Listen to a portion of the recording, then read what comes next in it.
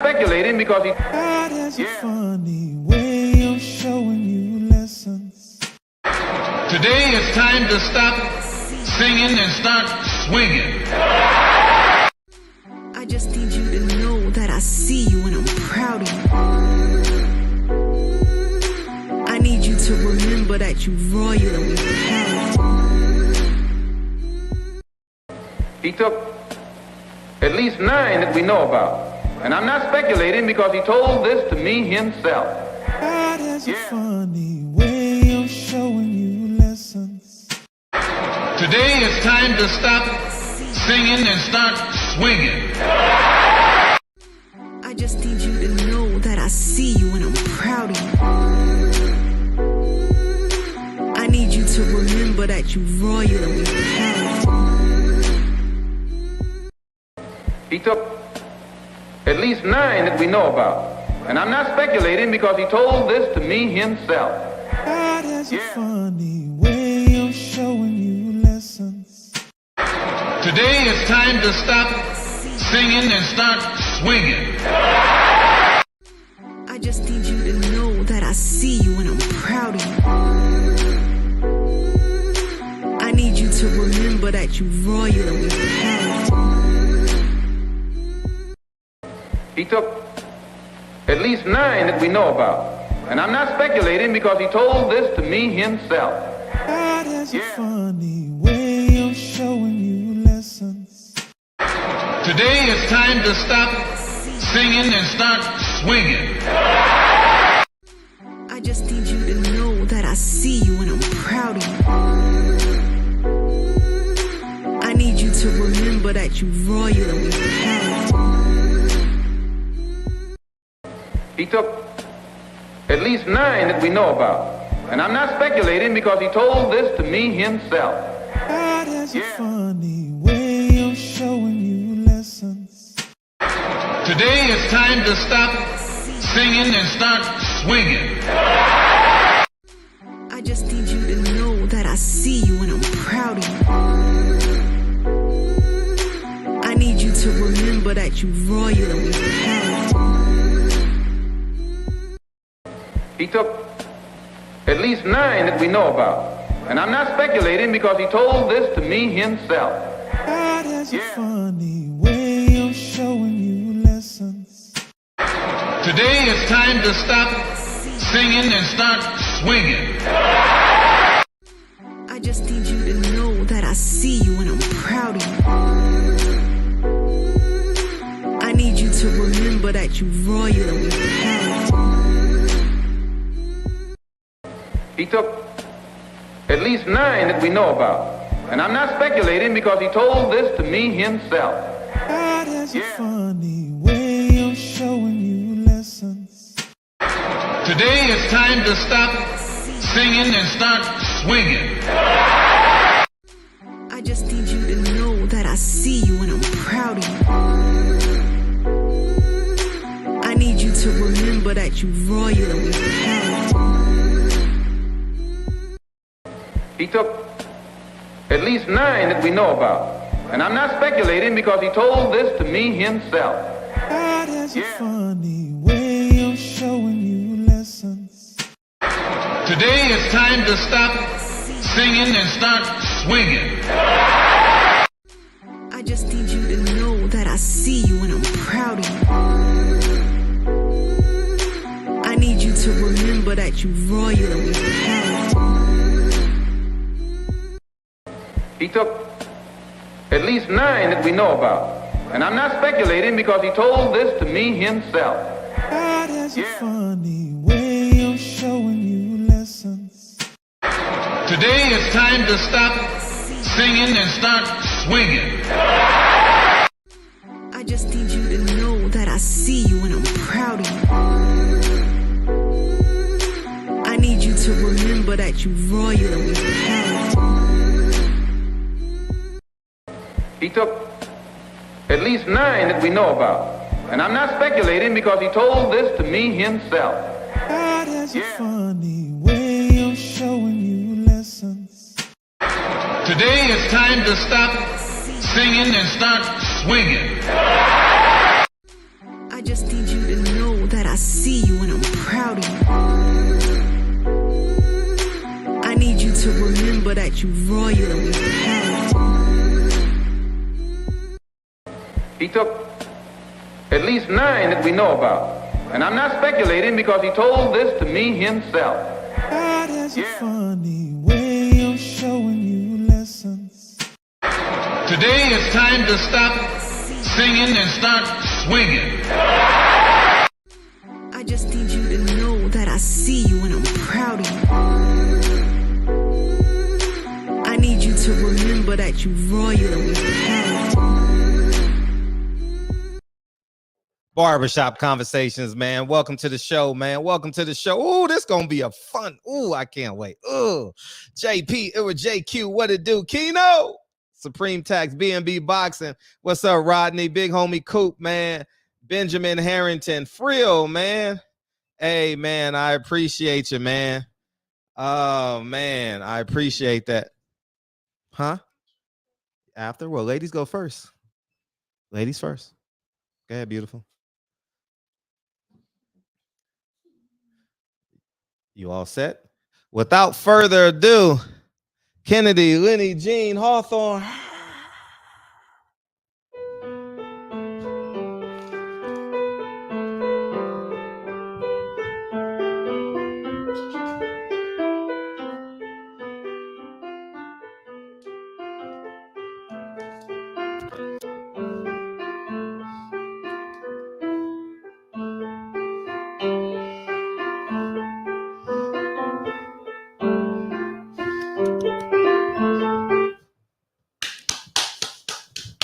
Curtsy, curtsy, curtsy, curtsy. Thank you. Next to the stage, Lincoln, Curtis, Gerald, Hawthorne. Great job, young lady. Love you.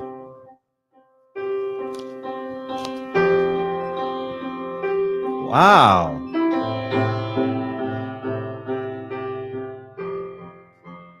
You and him sound great tonight.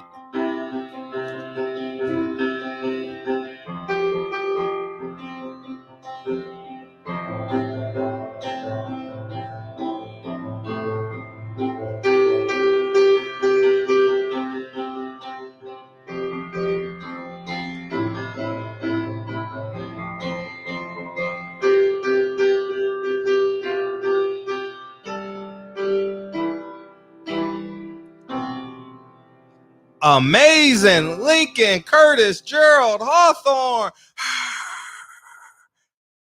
Love you, dog. Oh, man, what a performance tonight by the Hawthorns. You know, you got the, you know how Anthony Hamilton got the Hamiltons? We got the Hawthorns. Hey, Lincoln, I ain't gonna lie to you. You sounded the clarity, the finger discipline. You sound, wow. Proud of you, dog. Love you, big homie. Very proud of you. Wow. That blew me away just now because when you when you sitting there in the lessons, guys, you like, oh, you know, you're a parent. You know, if you got a child in basketball or baseball, it's the same as piano, dog. You know what I mean? And wow. I am impressed, y'all. Wow. Anyways, man, I appreciate you guys coming through tonight, man. We got a fun show tonight. I ain't even gonna lie to y'all niggas, man. Fred is off the hinges tonight, dog. Mark Jackson and Showtime and Steven Espinoza, Kevin Durant, Kenny Smith. So I'm like, I'm in fuck a nigga mode right now. I'm like, fuck a nigga mode. Fuck black people. Fuck all you niggas. God damn, I'm glad y'all said it all. Used to be mad, now you're just waiting. So, oh yeah, I'm in one of them motherfucking moves. Yeah, hell motherfucking yeah, nigga. I am all go. I am in G.I. Joe. Oh man, I am in fuck a nigga mode. You know what I want to do? You know what, honestly, what I want to do? I'm gonna go on a motherfucking tour and I'm gonna piss on niggas' headstones. So all you bitch ass niggas, if y'all niggas die before me, I'm pissing on your motherfucking headstone. That's what the fuck I'm doing. I'm just keeping it a buck. Y'all bitch ass niggas, I'm telling you, you die before me. Oh nigga, I'm hopping on a plane or I'm taking a drive and I'm pissing on your fucking headstone because y'all niggas ain't worth it. Y'all piece of shit, thieving ass niggas. Oh my God. Thieving ass, piece of shit ass niggas. Like Nipsey Hussle say, everybody can't go. Well, while you're leaving, nigga, I'm gonna piss on your ass, nigga. Hopefully that cools your ass down for another 13 seconds while you burning in hell, you bitch ass niggas. Oh, I'm in one of these moods tonight, dog. Oh man. Oh man. Oh man. Man. Oh, these niggas out here thieving. Oh man. You know what I mean? But anyways, man, Bob Arum. Oh yeah, I want to talk about this shit too. Yeah. Oh yeah, I'm in my bag tonight. Hey, I told y'all, what did I say last night? I said this week, Floyd and Oscar are just gonna piss on each other and throw their egos around. Floyd said, you gonna mess around and I'm gonna buy Ring magazine. How the fuck you gonna buy Ring magazine and Oscar owns it? Y'all just be I just laugh and laugh at this shit. How you gonna buy what Oscar owns? Explain that to me. How you gonna buy it? Is it for sale? He wouldn't sell it to your ass, nigga. Now unless he overcharge you like the Cold Crush, nigga. You know what I mean? Like niggas just say, I tell y'all, we can't fall for the dumb shit, man. You fuck around before that. See, Floyd is the type of nigga that will say, you fuck around, I'm gonna buy your bitch. See, these weak ass niggas that we got in the community, these niggas need to go, man. Floyd, take your ass home. That's what the fuck you need to do. You know, and yeah. And tell media, tell TMZ to watch you take the trash out again or some shit. But this is just some dumb ass shit, man. You know what I mean? Just dumb shit, dog. Like, it makes no goddamn sense, man. You know what I'm saying? You're gonna fuck around and buy Ring magazine. That's like you telling me. That's like y'all niggas telling me, hey, you fuck around, Fred, I'm gonna buy your Roadcaster. How you gonna buy it from me? I gotta give you permission, nigga. I own it, nigga. What are you talking about? What are y'all doing? You can't buy. Oh my gosh. All these niggas gonna do is piss on each other, and everybody gonna choose sides. The fans and the media, they gonna choose sides. Oh, Floyd told him. La Rasa told him. Nah, man. Nah, man. It makes no sense. I can't go into Kevin Brower's house and say, nigga, y'all fuck around and buy your car, nigga.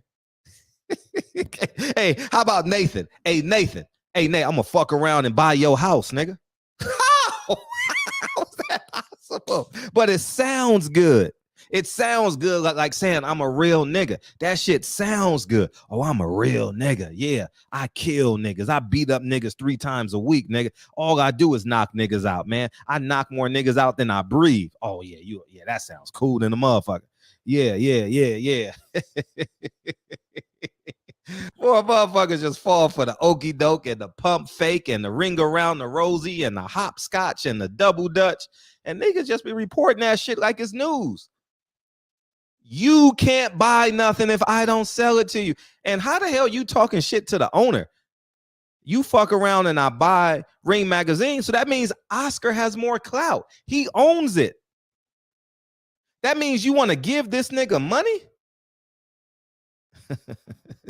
What's up, Taiwan? You know what I mean? It's going to cost me, right, Nathan? Exactly. It's going to cost me. Who the fuck? See, Floyd is one of them niggas that spends $5,000 on a $50 bottle of Ciroc. These dumb niggas, man. I'm telling you, just to show off on a nigga. Yeah, I got it, nigga. Yeah, I got it. Oh, you do? Okay. How many bottles you want, Floyd? We got a special. 3 for $12,000, Floyd. Oh, yeah, give me 3, nigga. Give me. Oh, my God. Oh, man, they make dumb niggas every day, y'all. Man, this capitalism got niggas dumb than a motherfucker, man. Dumb diddy, dumb. Stupid niggas in our fucking community, man. We got to get these niggas out of here, man. Man, these niggas ain't raising their kids and shit, man. To go around and spend $12,000 on 3 bottles of alcohol. And your daughter on TMZ twerking, nigga. Man, get the fuck out of here. Oscar, man, please talk shit to me for it. Oh, my God. Oh, please, nigga. Man, come on, man.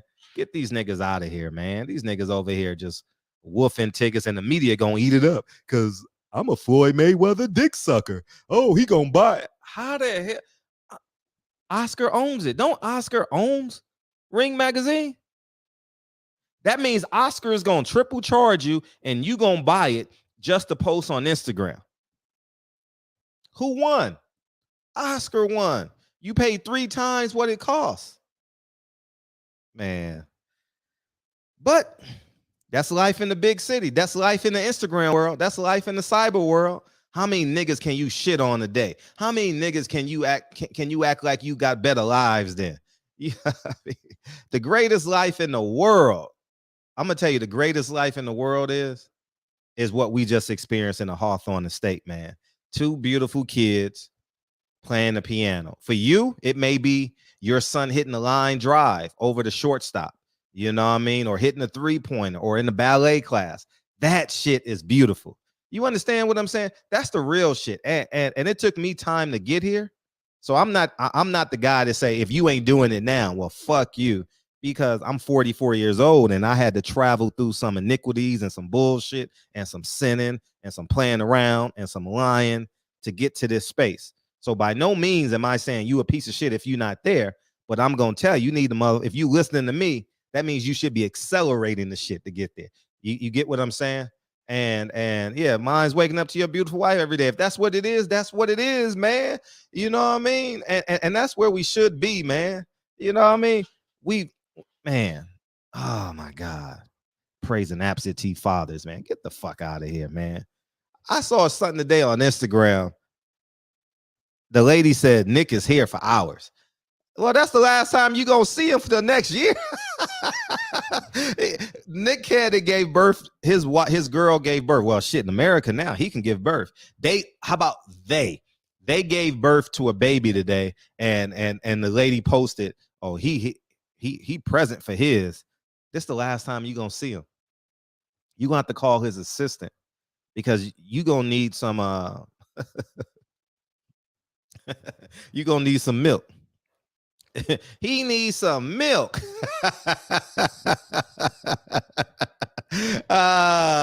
You know what I'm saying? You gonna need some formula, because how much is formula? 4 times what it costs now. We got a formula. How the hell we got a formula shortage in America? You know why we got a shortage a formula shortage in America? Because the industries are leaving. Imagine if everything we bought was inside. We didn't have to go to China and get the shit. I'm telling you, we ain't gonna be alive, but China is gonna, man, woo-wee. China gonna run amok over this world, man. When all the industries go to China, you know what China gonna do? They gonna buy Mexico. Watch what I say. China gonna fuck around and buy Mexico. They gonna have all their industries there, kind of like how America bought Alaska and Hawaii to protect themselves from having a war, World War III here in America. Oh yeah, same thing. That's why we own Puerto Rico. You know, we want to own everything that circumferences the mainland of the United States of America. China gonna infiltrate Mexico. Watch what I say. Why? They're already doing it to Africa. If they can do it in Africa, they damn sure can do it in Mexico. Watch how these industries, motherfucker. And you know who gonna help them? Amazon. You know why? Because we need this shit right now. Oh, we need it right now. Oh man, you order something on Amazon. The moment you hit send or enter, you walk into the door. Like, thank you. As soon as you hit send, your ass is walking to the door. If you ain't got it in 13 minutes, you mad than the motherfucker. Oh man, where you at? Watch what I say. And that's how they gonna infiltrate America, man. You know what I mean? But I'm serious, man. I'm going on a piss on a nigga headstone world tour. If y'all niggas die before me, oh nigga, oh Fred pissing on your headstone. Oh, you best believe I'm pissing on your headstone, niggas. You know what I mean? Oh yeah, I'm gonna do it. Yeah, yep, yeah. They're gonna go into Mexico. They're gonna go into Canada too. Canada's a little bit too far. It's a little bit too rural. You know what I mean? It's a little bit under control. You know what I mean? Mexico ain't got no motherfucking. You know what I mean? Man, I don't know. I got pulled over once in Mexico. I was going to jail. Thank God my teammate knew Spanish, man. We was down there for a basketball tournament coming down from Ensenada. And the cops pulled us over. And the motherfuckers lied and said we had cocaine in the car. He nigga poked the car and put something on. We literally saw the man put something on the tip because they got them AK-47s with the knives on it. He put something on the tip and was like, "What is this?" Thank God, my homie Jorge and Luis Tucios, man. Hopefully he's doing well, man. And they spoke Spanish and we got away. You know what I mean? So yeah, China gonna invade Mexico, and once they invade Mexico, God bless America. God bless America. They gonna take this shit over because the richest man in the world is in Mexico, right? The Wi-Fi, the man that invented Wi-Fi. Yeah. Oh, they gonna come. They gonna come. You know. But anyways, man. So word on the curb is learn Chinese now. Hey, Kennedy and Lincoln. Hey, Dre, take the kids upstairs and teach them Mandarin. Oh man, yeah, China gonna buy up the farm. I'm telling you, dog. I see it. I see it. You know what I mean? Teach them kids, man. Lincoln better learn some Mandarin. He learning Spanish right now. But yeah, man. So Bob Arum said something. Oh, they are. Yeah, I bet they are. Yep, I saw. I big boy. I'm telling you, if my dudes didn't know Spanish, now I'd probably still be in jail today because we didn't need motherfucking passports. I just used my birth certificate to go over, right? Birth certificate or California ID, whatever it was. So America would have never knew. Would have never known, man. You know, but now when you leave, they scan your passport, you know, so they know where you're at. But Bob Arum said something that was interesting. Bob Arum said it was a Fight Hype interview. And I was on call, Bob, today, but I'm just happy, man. I don't feel like my happiness is so high right now that I just didn't want to sit down for an hour and talk to anyone. But I'm getting closer and closer to getting in that phase. But he said something that was interesting. He said something about the piracy of pay-per-views, and that may dead the Earl Spence Terrence Crawford fight because they got these high guarantees and they may have to lower the price. I'm gonna tell you something about Bob Arum. Bob Arum couldn't wait for this interview. Bob Arum, and I wish I could have conducted that. And I ain't gonna lie, I wish I could have conducted that shit because I would have pile drive that shit so y'all niggas understand. Bob Arum has been sitting down for the past month and a half waiting for someone to ask him that question. I can tell. I know. I think I have a great understanding of who Bob is. He like, oh yeah, I knew what I was doing. Shit. Al, you stupid nigga. I gave Terrence Crawford to you. If I thought it was money in that fight, I would have kept Terrence Crawford, you stupid nigga. No. Bob Arum played Al Heyman. He played the boxing. This nigga literally threw Terrence Crawford out on the street without bubble wrap. He like, take this shit. Because he knows. Bob Arum understands the market. He knows what Terrence Crawford pay-per-view numbers is, and he knows what Earl Spence pay-per-view numbers are. Al Heyman knows them. For them, it's only a phone call away. Steven Espinoza, that thief, he knows it, you know, and it's just the reality of this shit, man. And Bob Arum knows that Terrence Crawford is not a great asset. Part two. I'm going to tell you what's happening on the flip side. Because Al Heyman knows the real numbers, you know what he's going to do? He's going to bully Terrence Crawford. He's going to try and bully and punk Terrence Crawford and force him to take this fight. And you say, why and how, Fred? His mandatory is coming up. Al Heyman is not going to, and TGB will not be in the purse bid for that. Eddie Hearn might. Somebody else might. Maybe Bob Arum might. I don't know. Maybe he can get Terrence Crawford for the low and put him on ESPN. It's just strictly business, right? But here's what I want you guys to understand. I understand the business side of this.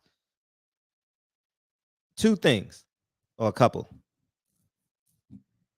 If Terrence Crawford and Errol Spence fight does not happen, every fighter in boxing better wake the fuck up.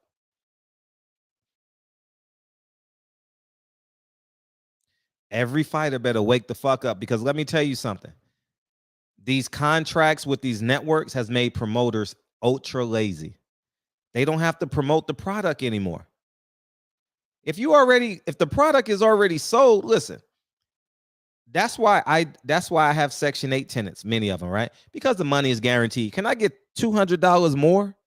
Yeah, but I don't feel like arguing. I don't feel like worrying every month. Not that you worry, but you still think in the back of your head, is that tenant going to pay their rent? Is that tenant? And then you got to go through the whole process. And so what you do is you take the safe money. Instead of chasing that extra 15% and like promoting, you just take the 85% and you times 85% by 100 fight dates. Shit, you living good.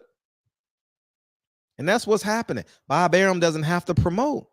He's on autopilot. All Bob Arum has to do, all Top Rank has to do is sign the fighter. That's it. Once they sign the fighter, they get plugged in. You get plugged into this machine, and it just generates fight dates and opponents. It's on autopilot. Top Rank is on autopilot right now. They fucking rolling right now. Whereas PBC, because Al Heyman never built infrastructure, and if you understand business, you understand what I'm saying. This ain't Al Heyman. Fuck, I don't give a fuck. Fuck what you think about it. Fuck what you think I think about Al Heyman. He's a piece of shit, and I ain't fucking with the nigga. But I'm going to say this. Because he micromanages everything, he does the matchmaking, he does the purses, he does the negotiating of Steven Espinoza. There's no infrastructure. There is no infrastructure. So if there's no infrastructure, then you're going to collapse. Right? You know what infrastructure is? All you got to do is go knock on the wall in your house right now. If you're sitting in the car, go knock on your window. That's infrastructure. Did the shit fall down? Did your hand go through the window? That's infrastructure. That's physical infrastructure. It's not that at PBC. So there is money for the Terrence Crawford Errol Spence fight, but it's not what they want. It's not that they need that extra 15% to make that fight, because there's no promotion, there's no inroads. So what I mean by that is Al Heyman can't go to Dallas Auto Sales and say, hey, Mr. He only fucks with Jews, right? So let's say Mr. Scheinberg. Hey, Mr. Scheinberg. Hey, I need $8 million for this Errol Spence fight.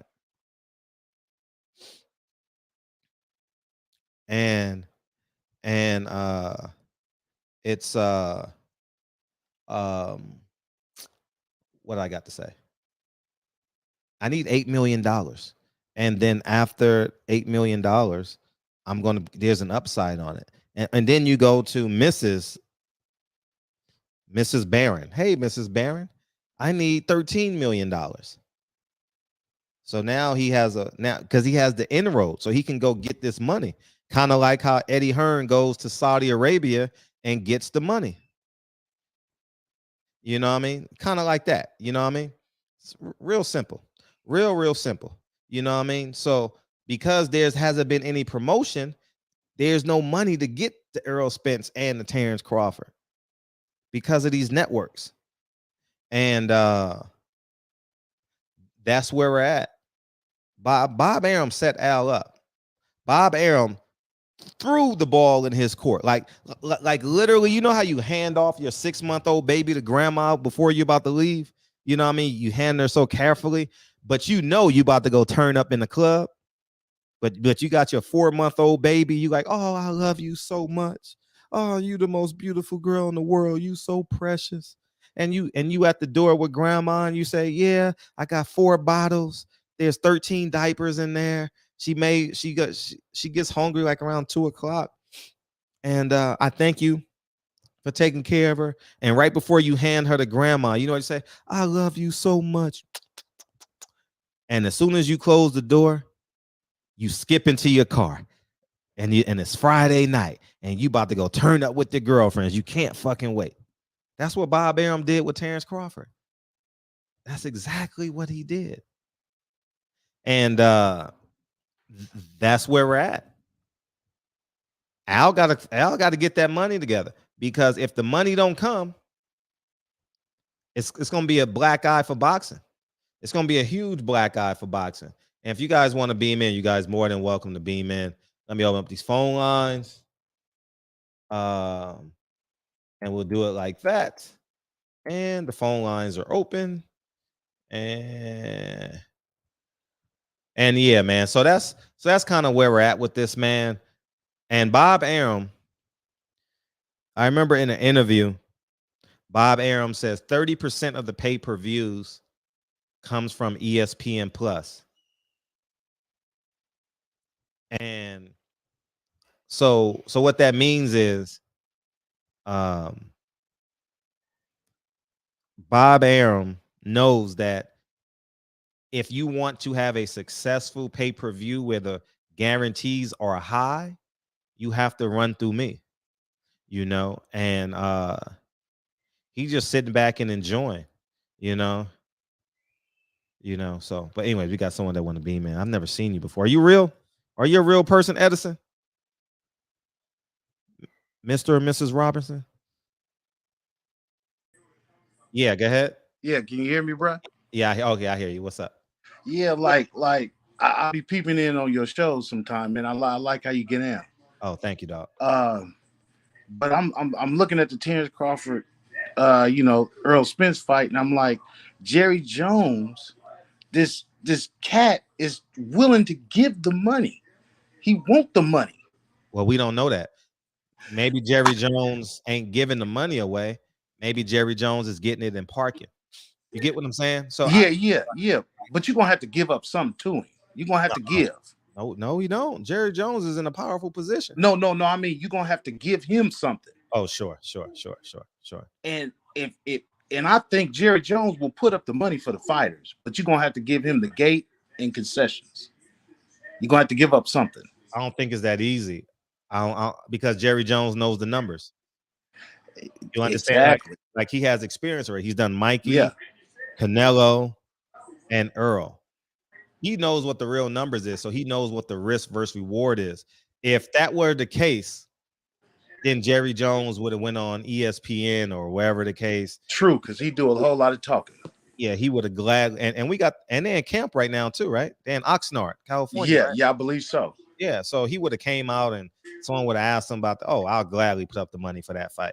But there's something missing there, you know, and I don't know what it is. I don't either. Maybe it's micromanaging on Al Heyman's part. Maybe he never really facilitated it like that. Time is gonna tell. Because that fight is honestly what you could say society needs in boxing. Mm-hmm. Because I've always, since I've been watching boxing, and I'm only 37, since I've been watching it, I've always seen the best cats fight the best cats. And if you the baddest man on the planet, you're going to fight the toughest motherfucker out there. You're going to do that. Because the people are going to make you do that. They're going to force you to do that. Because you have to appease the masses to get the credit. Right. And it seemed like Terrence Crawford want the credit, but he don't want to appease the people. He don't want to please the people. I mean, it's gonna take he's gonna have to, man. Yeah, and I be peeping out what you're saying, and I'm at the point where I'm ready to boycott all this shit, man. I be watching UFC more than boxing now. Man, you ain't got to boycott it, just don't buy it. You know, I don't. Yeah, they don't fuck boycott. That takes too much energy. I could tell you the last fight I bought was Floyd versus Sugar Shane Mosley. That was the last fight I bought. Oh wow. That was the last one. That Other than that, I'm doing like all these Europeans, streaming everything. No, you're doing like all Americans. Yeah. Like me. I'm man. Man, I stream everything, man. I'm not giving my money if you giving me a poor product, man. Right. It's not worth it. No, you're right. And I was one of them blind cats that didn't see it until I was too. It hit me. Like, why am I paying $100 for this fight? And you ain't giving me $100 worth of entertainment. Right. Right. But even when I heard the Bob Arum say, with the piracy, I'm like, if you want to stop the piracy, do a contract with one of these networks and just play that on regular TV. If you want to cut into it, make it available for everybody. Right. And then don't you get money off all them views? Well, you get money off of the commercials and stuff. Look at the Super Bowl. Look at the Super Bowl. They load them commercials in like a motherfucker, right. And making billions off of them. Right. Right. Like you said, the structure is there. Just piggyback off everybody else. The NFL piggyback off, baseball or basketball piggyback off the NFL because they see, it works. Let me throw it in. Let me handle that. Right. Nah, you're right. You're right. Let me put this guy on hold. All right. Hold on, 757. Go ahead. Finish up your point. No. I'm done. Okay. No, hold on, 757. Go ahead. All right, Edison. Let me get to the next call. All right. Thank you, Edison. I appreciate you coming to the show, dog. Welcome to the show. I appreciate you, big dog. Hey, go ahead, 757. Man, this nigga. Hey, Barbershop, how you doing, man? Hey, man, you got. Are you in real time, or or are you in Back to the Future? I'm looking at you. No, you stay on the phone with me. Stay on the phone with me. What's up? Turn me down in the background, though. What's up?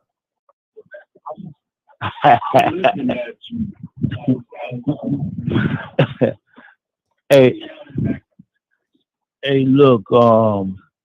What I call to say is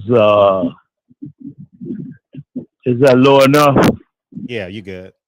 Look, what I'm calling to say is this.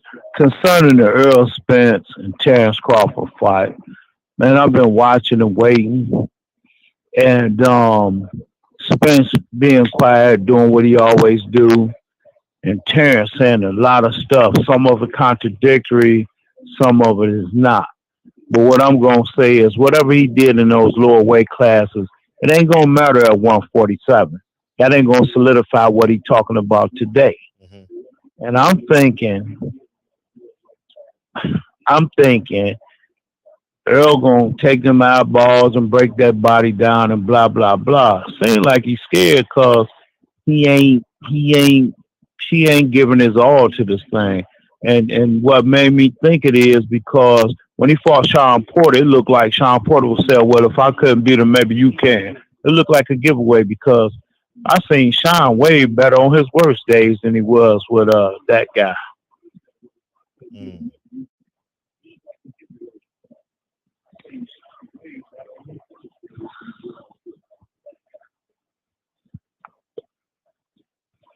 What you think? Yeah, I mean, you making sense, I assume. Yeah. I wasn't listening, dog. What did you say, dog? I'm not even gonna lie. What'd you say? I was reading something. What'd you say, dog? Say it again, please. Well, I'm saying this Errol Spence and Terrence Crawford fight. It looked like Spence doing what he always do, and it looked like Crawford throwing all kinds of stuff out there. Is it going to happen? Is Terrence bullshitting us, or how this thing looking to you? I honestly, Earl Spence ain't fought since April 16th, somewhere in there. May, June, July. That's 90 days since Earl Spence's last fight. So they had 90 days to make the fight. So I think that Terrence Crawford is holding his ground on what he wants. And I respect him for it. The same way in negotiations, you don't get what you worth, you get what you negotiate. And I can honestly say that I respect Terrence Crawford for holding his ground and not taking what he believes to be not his worth, not what he's worth. And it's gonna, if they're gonna take a pay cut, it's gonna have to be negotiated between Terrence and Earl. It can't be negotiated between Terrence and Al Heyman, because you can't allow Terrence Crawford to come into the ring and get $2 million or $3 million with an upside, and Earl Spence with a, let's say, $10 million guarantee with an upside. That wouldn't be fair. You know, I mean, who cares a fuck about being fair? But that wouldn't be what you would negotiate. You understand? I got that part, but what I'm saying is, what is it that solidified this guy for a 50-50 split? I'm talking about Crawford at 147. At 147, what has he done to get 50-50? He ain't selling out no stadiums, and he ain't got no way big pay-per-view sales. What? I mean, what? Who? I mean, I don't give a fuck about the. If I'm Terrence Crawford, I'm not concerned about 50-50. I'm concerned about getting what I believe I'm worth. Because maybe Earl Spence gets all the back end. Just give me a guarantee. I don't need no back end money. I don't need nothing. As soon as I step foot in that ring, this is what I'm getting. If I'm Terrence Crawford, I'm not negotiating no back end money. Why would I? You don't love me. You ain't my dude. Nah, I ain't doing no back end money. Give me my $10 to $12 million flat guaranteed, and we'll make the fight. If I'm Terrence, I'm not negotiating no back end money. Fuck that. You can't audit it. Now, unless the only way you would negotiate back end money with the guy you're not doing business with is if you're gonna audit the nigga.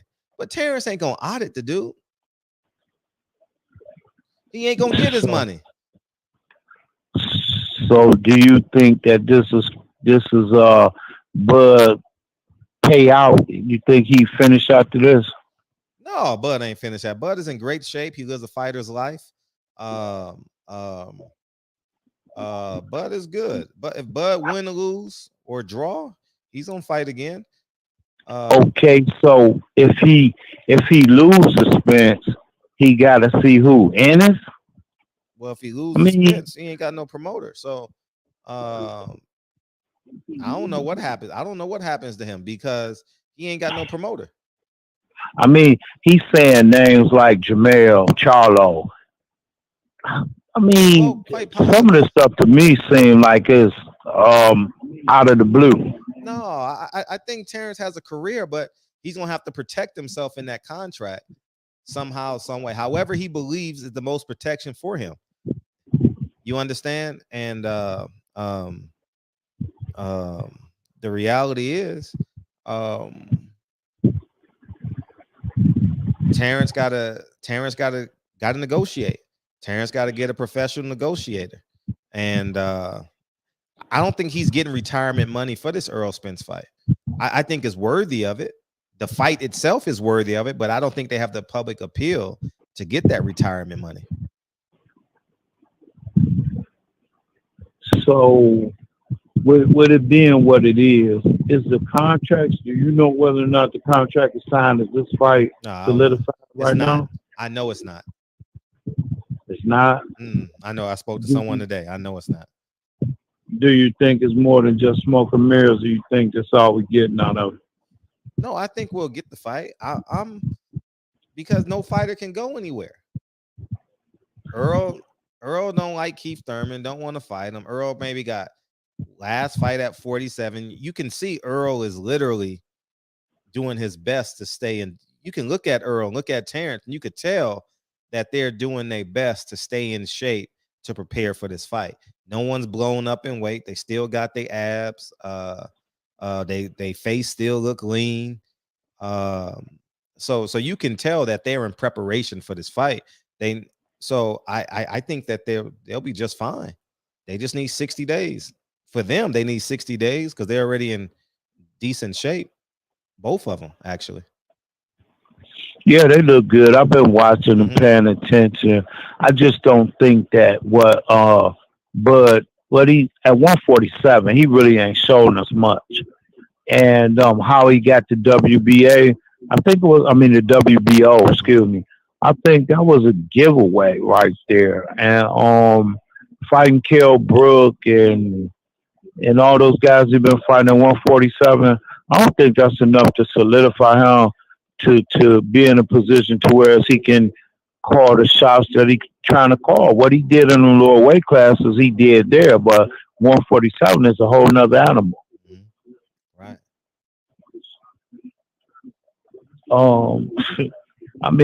I like Terrence. I like him a lot, but I like him better at, why don't you go see Mikey Garcia or somebody like that? I don't think it's going to work out for him. No, I believe Earl's going to win the fight, but we got to get them in the ring. That's all. Well, we'll see. You think it's going to happen this year? It has no choice. It has no choice. Like, you can't play around. Man, listen. I'm telling y'all fuck around.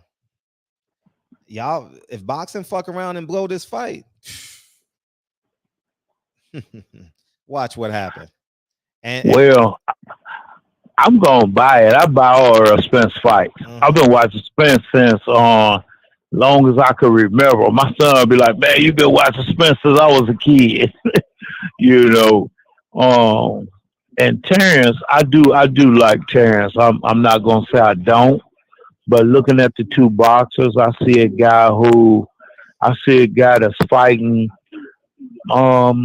Spence is a technician. He's some kind of scientist with this shit. I think Terrence is more emotional and hyped up on the crowd and blah blah blah. I don't think that shit bothers Spence at all. And I think that's what gives Spence the advantage over most of the guys, if not all of the guys that he fight. And this dude come to work. If you look at Spence, his facial expression never changed. Not in the fight, before the fight, after the fight, during the fight. Man, this dude is there to do what he's there to do. Yeah. And I wonder if it's going to be any good for Terrence. And then Bob said that Terrence was a hard guy to deal with, business-wise. And we see what's going on right now. I can't see it probably as close as you do, but it ain't cut and dry right now. And I'm wondering if Terrence is holding it up. Spence said, let's see who's going to hold it up. What's going on? Well, I know honestly as much as you know. Like I don't know. I'm not really in these boxing streets like I used to be. You know what I mean? And I don't really make any phone calls or reach out to people like I used to. I just really don't care that much. So I'm honestly just using my common sense most days and seeing how the boxing wave is going. Last words, man. What you got? Hey, what part of Virginia you in? I'm in Norfolk, right out of Virginia Beach area. Okay, that's where my family originated from. Oh, yeah, you from this part or you from California? Well, my grandfather grew up in the Portsmouth Tidewater area on Frederick Douglass Boulevard and Portsmouth Boulevard, right there where the gas station and train tracks is. I know it. Yeah, and so we had a house on that corner. The church just bought it. I'm so mad at my mom and my family for that. Oh my gosh. Anyhow, so I grew up in that area, and my grandfather, in those terms, they say migrated. They migrated to New York, and I lived in New York for 8 years, and I've been in California since 85. Where you at in the LA area? I'm in LA area. Yeah. Where they kill niggas. Where they kill the niggas. Next time. Yeah. I was stationed at I'm an ex-Marine, so I was out there for a while. Yeah, you in San Diego. The next time Next time I come out that way, I'm gonna call you, man. Maybe I can put some Patron down your throat or something. Yeah, you ain't gonna put shit down my throat, nigga. I don't know where y'all talk to niggas like that at, but you ain't about to put shit down my throat. Nah, but I got you, man. I got you, though. Yeah, whenever y'all in town, hit me, man. I don't leave the house much in these days anymore, but you know what I mean. So, but I appreciate you, dog. Hey, look, I like what you do. I've been watching you for a long time and stuff. I had plenty of times to call, but today was a good time, dude. I just got in from work, and I saw you up there. I said, man, let me call this dude to give him a headache or something. Holla at me. Holla at me. All right, man. And I'm not the do only... your thing, man. Keep up the good work, brother. All right, peace, dog. And I'm not the only one with a headache now, nigga, for sure. Appreciate you, dog. Hey, what's up, Fred? Hey, what's up, Juan? What you got, man? Ain't much, man. But I'm like, sitting back looking at this. I can't really be mad at Crawford. It's like he basically did a basic risk analysis. Mm-hmm. Reward, risk, and then you got Al Heyman's reputation of throwing money around. And I come and you want to underpay me. That ain't about to happen. Mm-mm. But that also shows that Bob Arum has been paying that man consistently, and he's been getting some type of friends benefits. Something's been going on over there that make him say, I'm a stick here. And even the bonuses that you throwing on the front end or the back end, whatever Al's doing, wasn't worth him going to. Mm-hmm. And I'm pretty sure Al's trying to hit him with a 2-fight deal, 3-fight deal, because Al's not going to lose his moneymaker right now. Right. So he going to sign you, but it's not going to be 2 or 1-fight deal. He tried that with Canelo. Right. You know what I'm saying? Canelo ran off with the bag. They lucked up with the Tyson Fury and the Deontay Wilder move. They're gonna rob their ass, dog. Yeah, you know what I'm saying? And they lucked up with the Tyson Fury Deontay Wilder move by getting the 3-fight deal out of that. But COVID, they fucked that money up. So they had to throw that back in the pot. So what they would have been in the green, they went back into the red. And because he paid everybody this high-end money on guarantees, you know what I'm saying? Hey, look, Terrence trying to make sure he get his. Because be honest, by him sticking with Top Rank so long, he's really not a household name. He's not stupid. He know he's not a household name. Right. So if he lose, his chances to bounce back, like he got to go back to giving out demos. He got to go back to I remember Sean Porter did an interview. He was like, man, I can't be a gatekeeper. Yeah. Proudly, if he was to lose to Earl Spence, that's all Terrence Crawford's going to be back to being as a gatekeeper. Yeah. And as a gatekeeper, no belts, you can't guarantee no real money. I disagree with that. You think I disagree with that? No a three division champ, already undisputed champ. I mean, I don't see what the big deal is him asking for 50-50. What's the big deal? You know what I mean? Like everybody want to bash Terrence Crawford for he wanted 50-50. Or you know what I mean? Like, come on. Like everybody I didn't say it's nothing wrong with him asking 50-50. But everybody like to speak on everybody money. Like let people speak on your money on your job. You know what I'm saying? Then see how that shit feel. You feel me? Like, nah. I like, love it. Nah, I love when they speak about money on my job because then they get real surprised and feel bad. We were supposed to give you this raise. Then I give them a little something extra so they can feel better about themselves. You know what I'm saying? Like, come on, bro. Like to me, he deserved 50-50. I mean, EJ only been in one division. Look at what Bud Crawford done. Why he can't deserve 50-50? Like, I don't get it. Because he don't draw that 50-50 crowd. Hold on. And people want to say, what Bud gonna do, nigga? What EJ gonna do, nigga? If he get beat by motherfucking Bud Crawford, he gonna still fill out a stadium. What do you mean? Somebody that's small, nigga. Charlo already said he wasn't fighting him. So, nigga, what he gonna do? Like, he gonna still sell out stadiums. He gonna. When was the last time Terrence Crawford had the big arena? Sell out what? Dallas? They both selling out. When was the last time Terrence Crawford had the big space? Hold on. He just sold out the Barclays, right, with Sean Porter. Didn't they sell that out? That was the small space. You know these arenas got multiple spaces. That was and then what they do is they put backdrops. They push everybody in. You're not always in the big space. Right. All right. So, all right. And Earl Spence sold out Dallas, right? He was in Dallas Stadium. What do you mean? That's only one space. The Cowboy Stadium is like that. They always do. The Cowboy Stadium is what it is. He bought Jerry Jones out. All right. Well, Terrence Crawford sell out on his home too. Like shit. So what that mean? Come on, bro. Did you Them really niggas do that? Okay, Bud Do I Crawford gotta sell out get at a map, home, show and you a Earl map, and Spence sell show out you at like home. the space you talking about, the What's the difference? landmass? So now we talking about it's a difference between Omaha and Texas now. That's basically what we're saying. Because both of them sell out their home. So I mean, what are we talking about? Yes, is a big difference. One, you can just go by cost of living. That's a big difference between the two. That's basic economics, man. Let that man get his money. Hear me out. I'm not Let that saying man get his. man don't If he deserve want no money. 50-50, Hey, Taco, if he you should want let him 50-50, respond to then you. he Taco, let him want respond to you, 50-50. Taco, let him respond to you. Go I ahead. never said that man don't deserve no money. I actually said what he's doing is good business practice, what's called a risk analysis. Before you take on any endeavor, you try to figure out what is it worth it or not, and what's going to make this deal worth it for you. He's looking at it and saying that, hey, if I can't get exactly what I need or what I want, I'm gonna continue on my path so I can get what I'm supposed to get at the end. That's all I say. Now, as a fan, I'm fucked up with it because I want to see the fight, but we ain't gonna see that fight, bro. We not gonna see it. Just like we not gonna see. The only way we gonna see that fight is if one of them lose or both of them lose. Because if somebody got come with hat in hand, and beg for it and take whatever's given. Neither one of them men gonna take whatever's given, and they're not gonna just go to a catch weight and fight just to see who gonna win. Yeah, and I'm just saying, man, they shouldn't have to go through that shit. The Showtime and shit, they was offering Canelo all that money. Why they can't give Bud Crawford and EJ none of that? I'm just saying, like, what's the issue? Because Canelo fights international. He's outside of the states. But we hate to realize you got Mexico, you got Spain, you got across the border, whatever. Earl Spence and Terrence Crawford.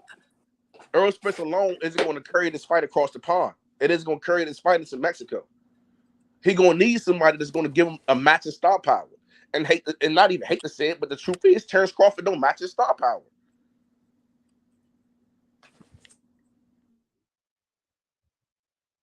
Taco? You going, Taco? Taco! Tuesday. You there, Taco? Oh, man. I'm going to kick you out so you know to come back in. Oh, he had to go. Taco had to go. He's probably at work. So I saw him just pulling. It's like he just opened up a door. Yeah, I heard something in the background. Yeah. It's like he just opened up a door. You know what I mean? He wasn't allowed to be on the phone. He had like a 4-minute break. That's probably why he was talking about people checks and how they get paid already. He was sitting there looking at his, trying to balance that shit out. Like, my coworker gave me his 4 minutes. What's up, yeah. Taco? Go ahead, You man. found 99. Man, you found 99 in Taco? Go ahead, Taco. Nah, I'm just, bro. I just got out of the football practice teaching the youth. You feel me? So I hop on the internet and I'm just seeing all of this 50-50. Bud won 50-50 and he's ducking and all this and people want to bash Bud for wanting to get 50-50 and I'm just not with that shit. Like, you feel me? He deserved to get whatever he want to get. Like, you feel me? That is a 50-50 fight. I don't see why it can't be 50-50. You know what I'm saying? In my opinion. But like, to call this man duck, to call this man trash and all this extra shit and to bash the black man when we supposed to be brothers, actually brothers, you feel me? You know what I'm saying? Standing up for it. Just like Fred say, the code, we supposed to be under the code, right? You know what I'm saying? But we want to bash another brother because he want extra compensation. You know what I'm saying? And I'm just not with that shit, bro. Like, you feel me? I'm just not with that shit. But yeah, man, I just had to come on and say some shit real quick. Cause I know I got some of them EJ haters up in here. And man, just because Bud asked for 50-50, man, he ain't no duck and none of that shit. He want his money. Just like you want your money on your job. Your boss come and tell you, oh, you were supposed to get $5 raise, but you know what? You know what I'm saying? We just gonna give you a 50-cent raise. And you're gonna be hot as fuck. You know what I'm saying? Yeah, you ain't gonna be cool. You ain't gonna want to just take that shit. So you know what I mean? You niggas, you motherfuckers in your life take less. Remember what Gary Russell said to Terrence Crawford? He dropped the price for him. That's how bad he wanted to fight him. Remember, he dropped the price for him. That's how bad he wanted to fight him. When you want to put hands on somebody, it's just about that.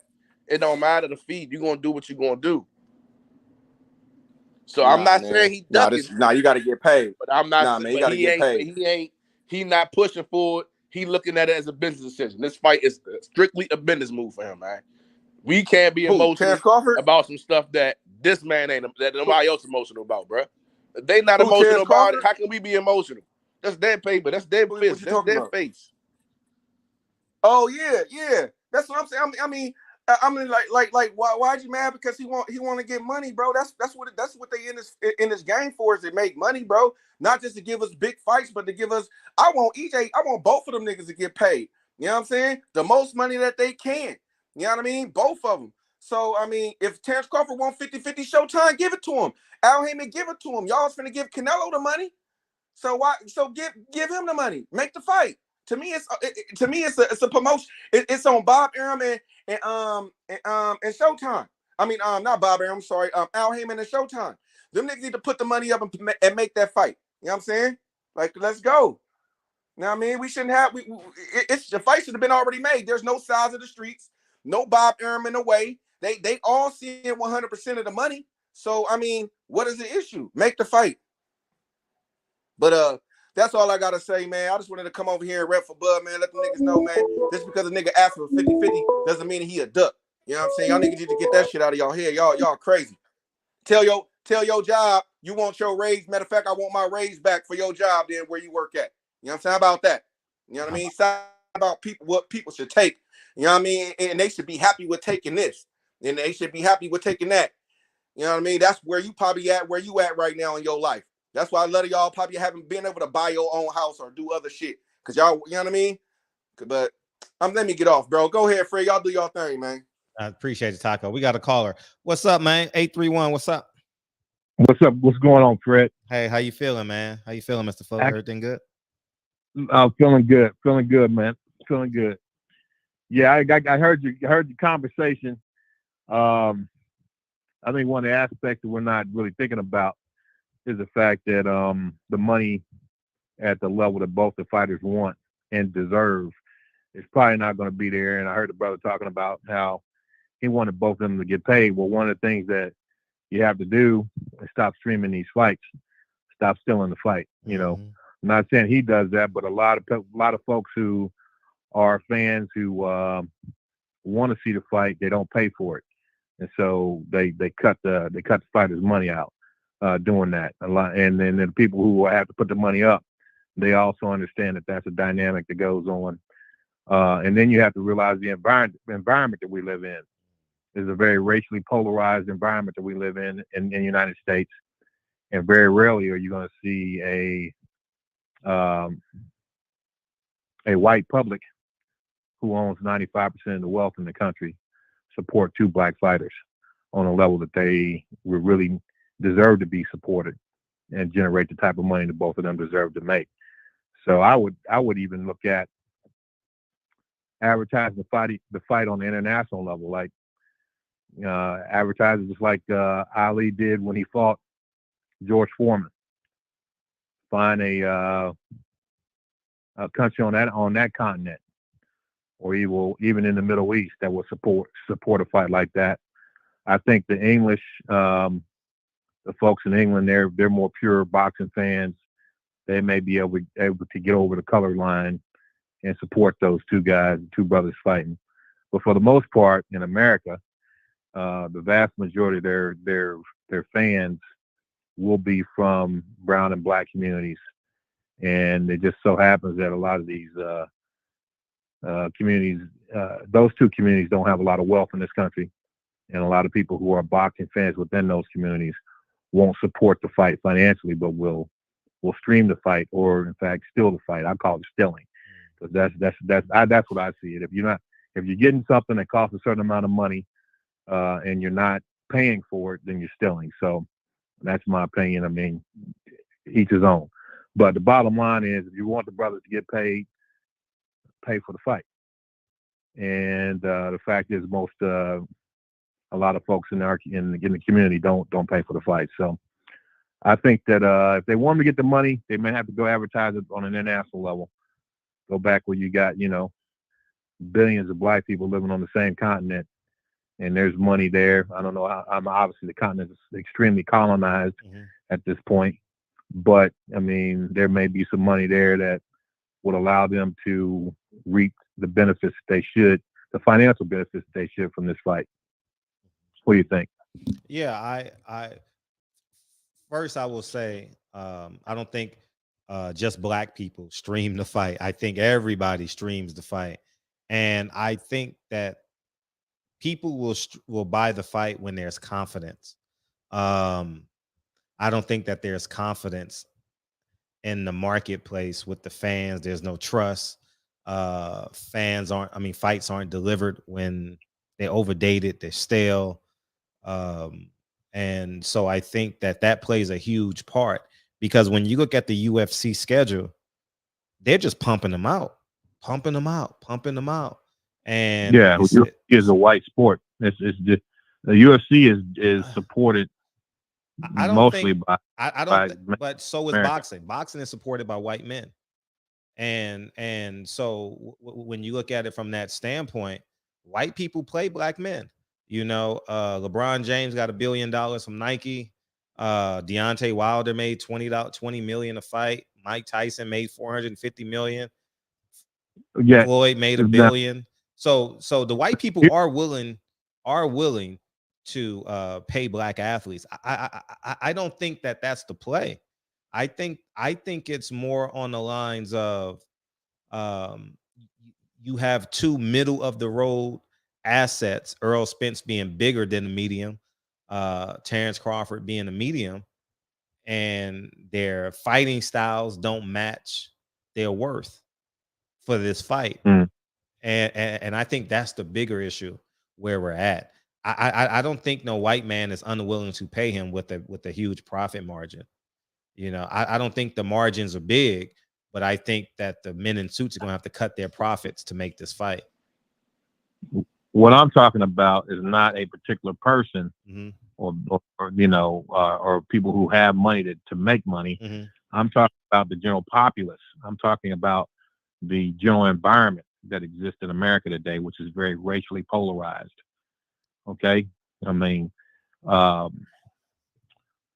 I'm saying is that, if you go back and you reference Mike Tyson or Sugar Ray Leonard, Marvin Hagler, any of those guys, okay, great. Yeah, they made a lot of money, but we're living a different America today. I think America is better now. 80%. We live in a different. We live in a different America today. We live in a different America today, and what I mean by that is, for the most part,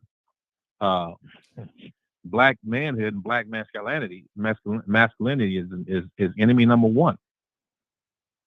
If you don't believe it, turn on your television and watch a few hours of that, and see how many black homosexuals are they throwing up in a.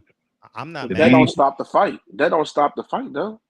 What I'm trying to tell you is that the average white person in America is not going to buy a fight to see two black men get rich. Shit. So okay? Hold on real quick. Through history, they've been watching us. Here, let them finish, Juan. If you want to sell a fight that's got a major black fighter in it, it's got to be racially polarized. You got to be fighting a white person like Deontay Wilder. Deontay Wilder made all that money because he fought Fury. Okay, but that's how he made that money. It was a racial overtone in that fight. Okay, in those three fights, that trilogy. If you want to make money now as a black fighter, that big money, box office. Floyd learned it because he's fighting all the Mexicans, right? But when it's all said and done, you ain't making no money with two black fighters on that level in the United States of America. Okay? If here's anyone that can hear my voice, and you black men out there to hear my voice, if you think you are not at war, you a fool. Okay? We can sit here and talk about boxing all day. But black man, you are on the menu. Man, listen. Hey. You sound like LeBron James, bro. Yeah. Every night they hunting us. Hey, Mr. Fuller, I'm gonna disagree with you tonight. I'm gonna say this: when Kyler Murray plays a Lamar Jackson on Sunday Night Football, that's gonna be must-see football. You know what I mean? When LeBron James plays Oladipo, that shit gonna be on Thursday night. That shit ain't gonna be on motherfucking Sunday night. The NBA guaranteed we'll have Steph Curry versus LeBron James on a Thursday night on TNT. Guaranteed. Those are two niggas. 80% of the NBA, niggas. 80% of the NFL, niggas. So they're willing to make money off of us. Where they're not willing to do, and it's because of us, is the ownership part. The ownership part got to be us. You know, we got to step up and say, we have to re-rig this system. And if we're unwilling to re-rig this system, then guess what? We're going to get politics as usual. Yeah, well, what I'm going to say, I agree with some of what you're saying, Fred. I agree with some of what you're saying, but I think we still lost. We don't really understand. We don't really have a good grasp on the environment that we're living in. We don't have a good grasp on it. You know, and at the end of the day, that type of money that's put into the National Football League and the NBA, you know,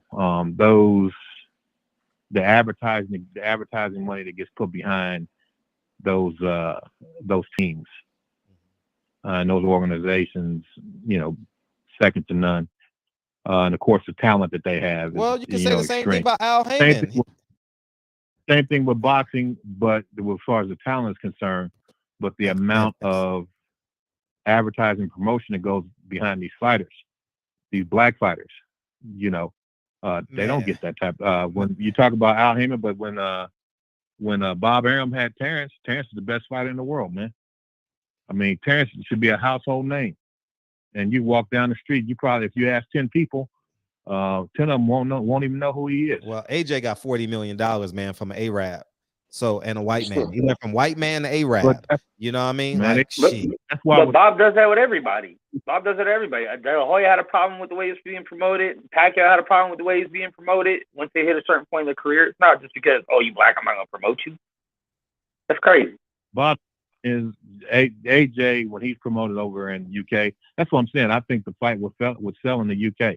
It was promoted in the UK. I think it would sell in the UK. I think it would sell in the Middle East if it was promoted correctly. I think it would sell on the continent of Africa if it was. But those are different pots of money. Those are different pots of money, though. Bro, that would have been a big American fight if they would have got that deal done originally. That would have been like the Fury trilogy.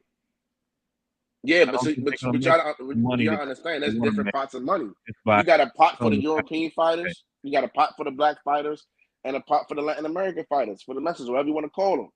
And when you have two black fighters pulling out the same pot, one, you can't really promote it the way you want to promote it, because what happens if one of them go to jail for stealing some jewelry or get drunk, get locked up, beat on their girl or something? Nah, like that. you know the real money. You know what it really is. You lose out on your money. I'm saying, you know what it really is. Why would I do that? Why would I put all my money up front on you, and you are so much of a risk, and I'm already pouring two out of the same pot? Like both of y'all are eating off the same sandwich. Most black fighters.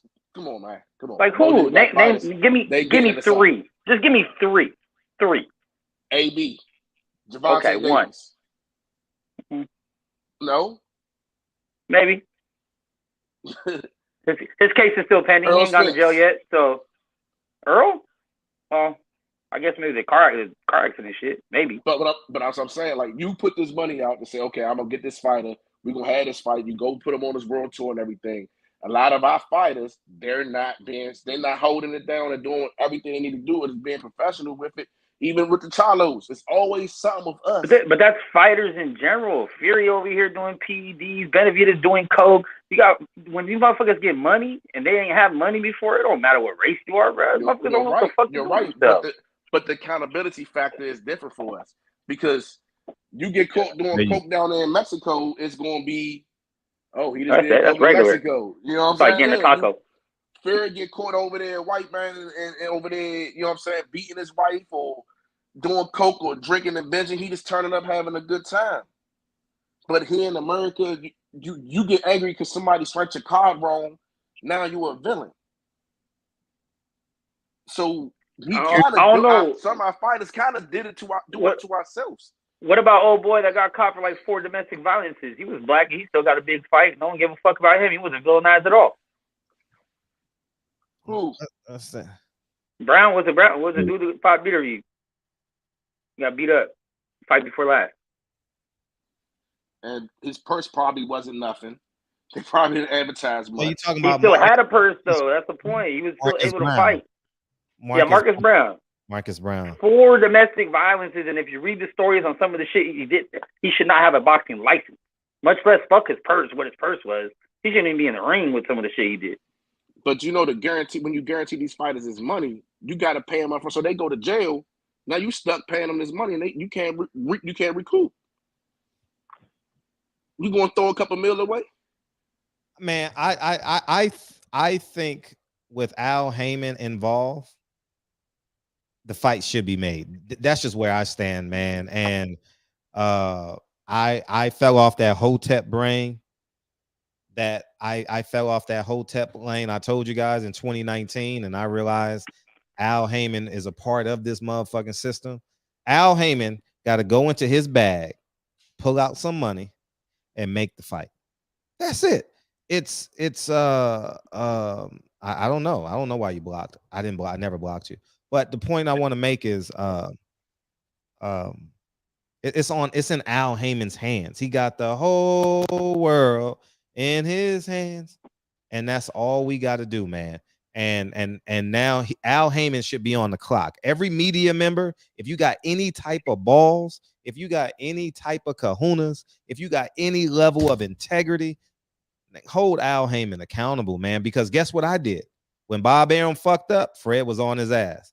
When Eddie Hearn was fucking up for 2 years, Fred was on his ass. Y'all niggas are just suckers. And I'm talking to all you fans too. It's time to hold Al Heyman accountable. And when he makes the fight, you stand up and give him a round of applause. And we got the fight we wanted. I'm not gonna complain. If this fight is signed, I'm not interested in how much money they make. Did they sign? What's the date? Now Fred gonna make a decision. Am I going or am I throwing a party? That's all. That's it. That's it. I don't give. Y'all niggas complain about how much money they got. Nigga, I ain't tripping off that shit. Nigga, am I going? Right.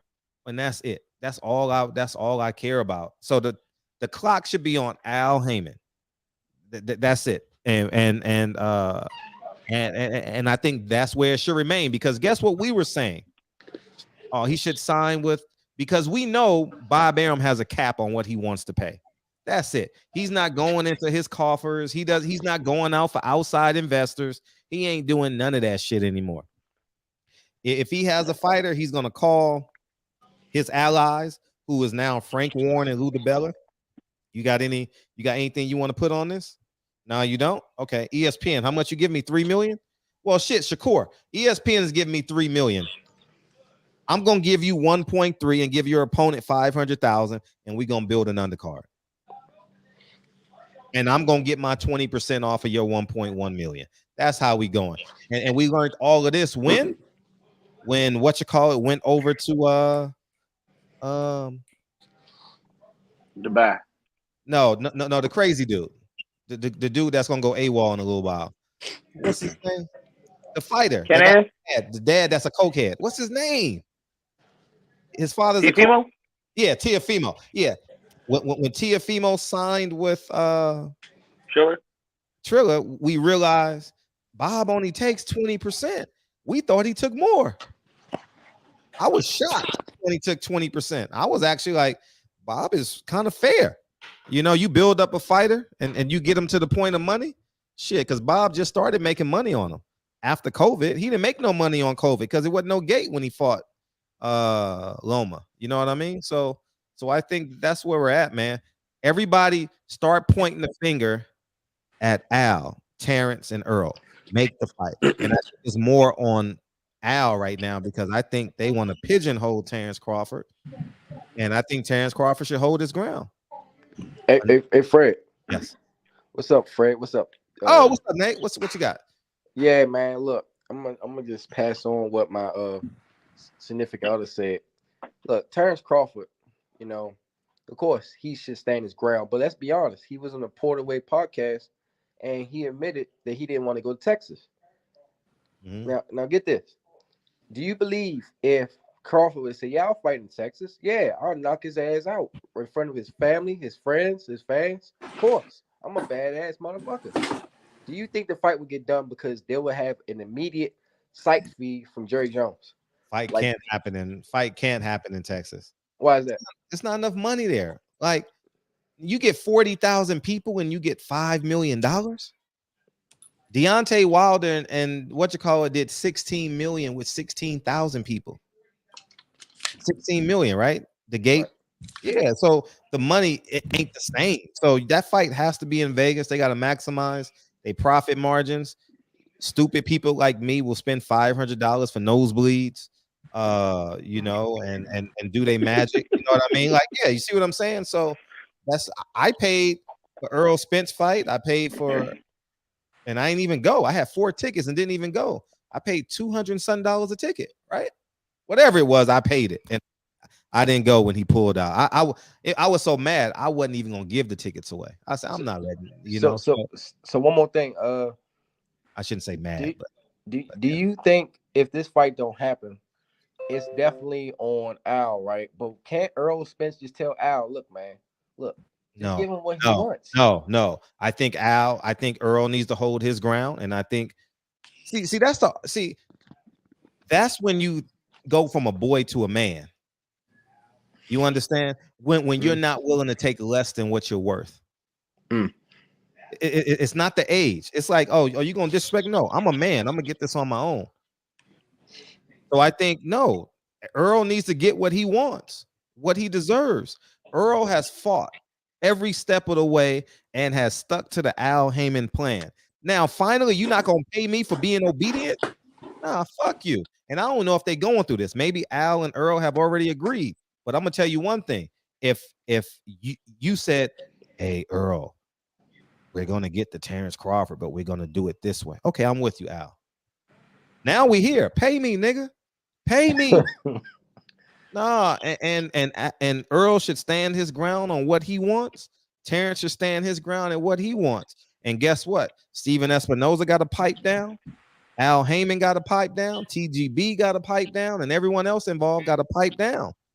And shrink their profit margins. Well, honestly, if things go the way it's going and the fight don't get made, my boy gonna get that fight next. You know what I'm talking about. If Crawford, if the fight don't get made, what's the fight? Everybody knows. Yeah, the next biggest fight in boxing. Keith Thurman and Earl Spence. Keith Thurman. You know it. Thurman will sell that fight much better than Crawford will. You know that. Yeah. He will have the pancake. Man, fuck Keith Thurman.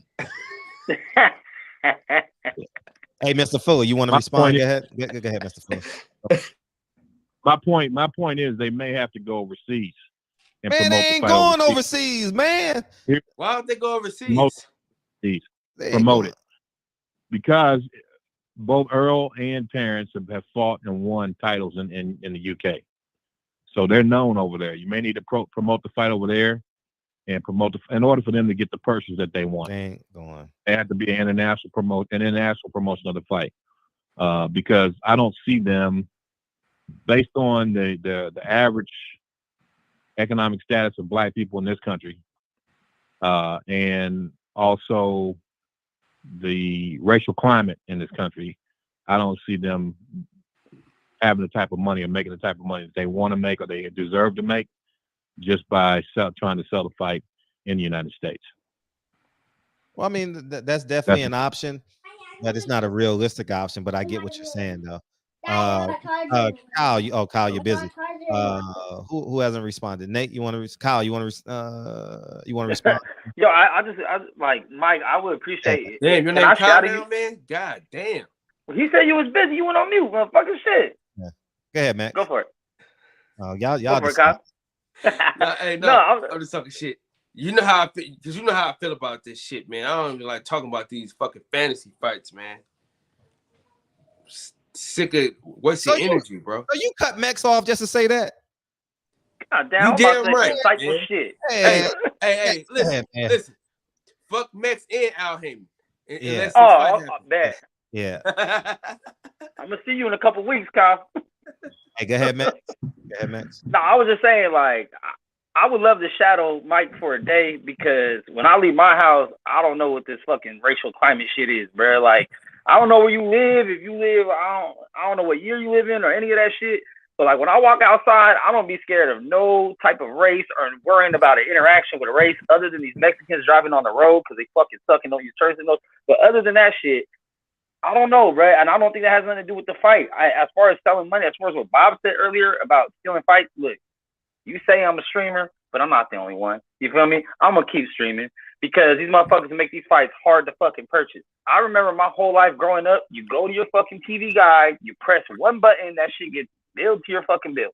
Boom, fight made. Now you got to sign up, put your email address in, put your name, put a credit card number in, all this extra shit to get a fight. It's not that motherfuckers don't got the money. It's just that you making us do hella extra to get a fucking fight. Right. I agree with you on that. Because when I bought that Errol Spence, I was having this conversation earlier. I had to subscribe to Showtime. Remember, I ain't been with subscribe to Showtime since the Paul Malignaggi shit, right? So I had to subscribe to Showtime. I had to order the fight. So that shit was $100 for me to order the fight. I'm like, man, it was just too much, man. And I was like, could have just clicked the link. Yeah, you could have just clicked the link and been there. Facts. So it was a lot to behold, you know. And then I'm watching it. I couldn't even watch it on my fucking TV, right? I think, yeah, me and Whatchcall didn't even watch it on TV. We had to watch it on the motherfucking iPad because the app on my TV wouldn't work. I don't know why it wouldn't. It worked on my phone, but I couldn't send it to my TV. We sitting there trying to figure this shit out, and man, I said, man, fuck this shit, man. This is some bullshit, man. We sitting there watching on the iPad for $80. Like I said, I tried to buy the Bud and Porter fight because I was like, I like both them dudes. Let me put some money in their pocket, whatever. Man, I had to jump through hoops. They wanted me to be on ESPN Plus for a year. Didn't even offer just a month purchase. I had to be on there for a year. I had to put in information, credit card, name, all this extra shit. Like for a fight, I got one link I can click. That shit is too much, man. But if you got cable, see, we don't have cable anymore, right? Yeah. So if you got cable, it's a one button thing, right? But no. Bro, even that, listen. Go ahead. I got cable, right? That shit be fucking up, dude. You could order that shit the day before, and then they still can't get the shit started on time. Ryder had to get so much money back from Comcast because they done shit be loading for hella long and shit not working. And yeah, but yeah, I do want Mr. Fullard. I do want to have the Michael, we're gonna call you Michael tonight, man. Anyway, I'm fucking with you. I mean, I'm fucking with you. Hey, KB says that's a fact. I never worry about a white person doing anything to me. I'm more concerned about these niggas. I'm being honest. I don't worry about white motherfuckers, man. I have no concern on white people. I see these niggas every day now. Like I see more white people than I see black people now, you know. But the point I want to make is I'm not afraid of these niggas, man. I'm really not. Yeah. I'm not. Well, here's the thing, Fred. You know, you're an exception to the norm, bro. No, I'm not. No, I'm not. Hold on a minute. Let me finish what I'm trying to say here. I'm saying that because you've liberated yourself from their system. You don't deal with corporate America. You don't get. See, here's the thing. If you're not a threat to the system, then you don't even recognize that you're at war. Right? Because you're a casualty. You're already a casualty if you're not a threat to the system. Right? Only those of us who are on the front lines of this motherfucker understand that we are at war. You understand? What? Right? If you're walking around in black skin and you're a black man in America today and you don't feel the pressures of warfare, okay? That means you are a casualty. Okay, so what I'm saying is that you're an exception to the norm, Fred, because you're financially independent, right?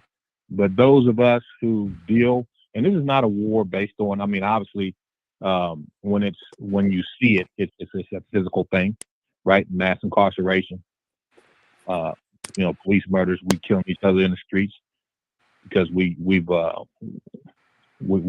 suffering from self-hatred, but that's what happens when you oppress a people for so long. When at the bottom line is is that if you don't understand that this is going on around us, that's because you don't understand what that is and the implications of that. I mean, that's just because you're already a casualty of war. But those of us who are not independent from the system yet, or may never get independent from the system, the bottom line is that when we're functioning within it to maintain our families, maintain our homes, maintain the certain things that every human being should have, then you understand that you're at war.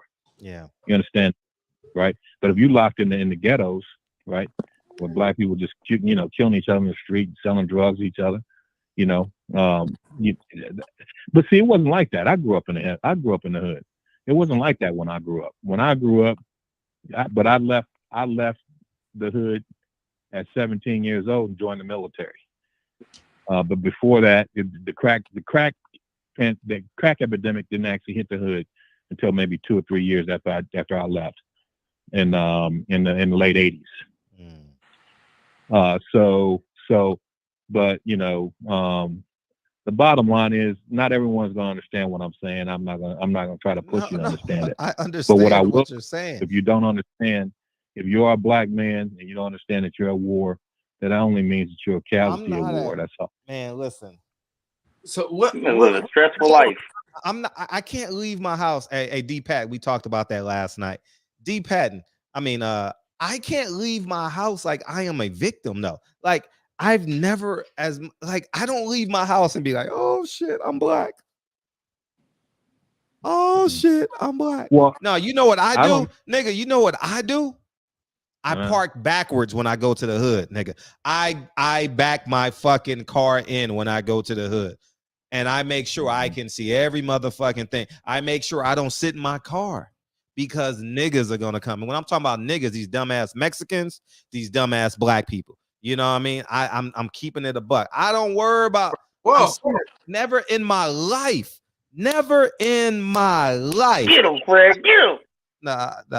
Have I ever said I lived in Whittier 14 years, yo? I ain't never worried about a white person ever in my life. I ain't never worried about a white person shooting me. I ain't never worried about. And guess what? If they don't respect my dollar, I don't go to their ass. I ain't lying. If they don't respect, fuck them. Fuck them. I don't. And Dre will tell you. Dre will get on this mic and tell you, we ain't fucking around with nobody that's gonna disrespect the Hawthorns and our plan and our goals. We ain't standing for it. We ain't taking it. We ain't even gonna argue with you. We ain't gotta argue. That's too much energy. That's too much effort. I don't want to be arguing with another man in front of my kids. You know what I'm gonna say? We going somewhere better. This food ain't that good. We going somewhere better. I'm not. I don't understand. I really don't. Because we got we gonna have a good panel tonight. So the point I want to make is, matter of fact, I'll let someone else respond. Hannibal, you want to respond? Go ahead. We'll go around Detroit, then we'll go back around to Kyle, Mex, and then we'll go back to Michael. Yeah, it's the troublemaker. I'm gonna consider myself the troublemaker. That's what I've been labeled, but I just don't understand this way of thinking, man. No disrespect. I'm just tired of the older people always got to come in with this victim shit, man. It's annoying as fuck. It's annoying, bro. Like this is why I say you guys have to update your information in your freaking database, man. We all not struggling. We all not victims, bro. We all done went through hard times and then we didn't get up out of it. I'm not like you bringing up this stuff and they talking about boxing. I got lost. I was confused. Usually when they talk boxing, because I barely watch it, I just listen. Then you threw the race and the economics and the racial climate. What the hell does that have to do with boxing, bro? I don't understand. That shows how ignorant you are, brother. That's all I'm gonna tell you. I don't care how old you are. Explain to me, what does the racial climate had to do with the boxing match that they was talking about and the economics? You know what you guys say? You guys say that I sound like a victim. Man, I live in I live good. You know what I mean? When I think about But see, the thing is, I was raised to think about not just myself, but think about the condition of my people. That's how I was raised, right? But as far as I'm concerned, I got, I'm fine, bro. I don't, Yeah, we all fine, and we all do care about our people, but I'm really no. I live in we can't save everybody, bro. Home. Hey, 8,000 square foot custom home. Custom. Yeah, but worry about them white people though. Then what the hell are you worried about? That's what I'm saying. This is what I'm saying. Like, hold on a minute. They come in with the pitchfork. It's not about me. It's not about you say you left the hood in the 80s, bro. What are you worried about? Here's what I'm gonna come down. Here's what I'm gonna say. When it's all said and done, right? I don't have to worry about nothing. I mean, but it bothers me, the condition of our people, and it bothers me with the things that we're going through. And a lot of you folks who are out there, you just don't know what's going on. You're lost. Okay. You don't know what's going on. You don't see. I'm gonna say this. I love my people. I don't like our conditions. But at the end of the day, majority of us pick and choose this stuff. I heard a dude last week say that his mama purposely chose to live in the projects when she could have asked her father to get her a house because her father was in the real estate business. And this is a man he don't talk down about. He don't talk down on black people or on black women. But he said his mother made a stupid decision because she was too busy being prideful. And he had to live in the projects. And this is why I say we pick and choose. The white man don't force us to do nothing. Only thing he do is put it out there in the atmosphere. And then we sit up there and do it ourselves. You don't know what you're talking about. No, I do know what I'm talking about. Because why would that man lie on his mother? He don't talk bad about nobody. But he said, like, damn, my mother made a stupid decision because we could have been living comfortable, but she wanted to stay in the projects. Now, why would he lie about that? And then we know people who do stuff like this. One statistic for you. In 1865, black people own 1/2 of 1% of the wealth in this nation. In 2022, black people own 1/2 of 1% of the wealth in this nation. Less than that. But also, are you going to talk about the black families who had land down south and squandered it? Who sold it for pennies so they can go get them a car? Hey, we disagree, okay? That's it. No, it's not no disagree because we all know this stuff. This is what black people been doing. And then we want to sit up here and lie and say redlining and the government doing eminent domain and all this shit. We all know that black families squandered the little wealth that they had. Wow. Hey, Hannibal. Like I always say, dope fiend it off.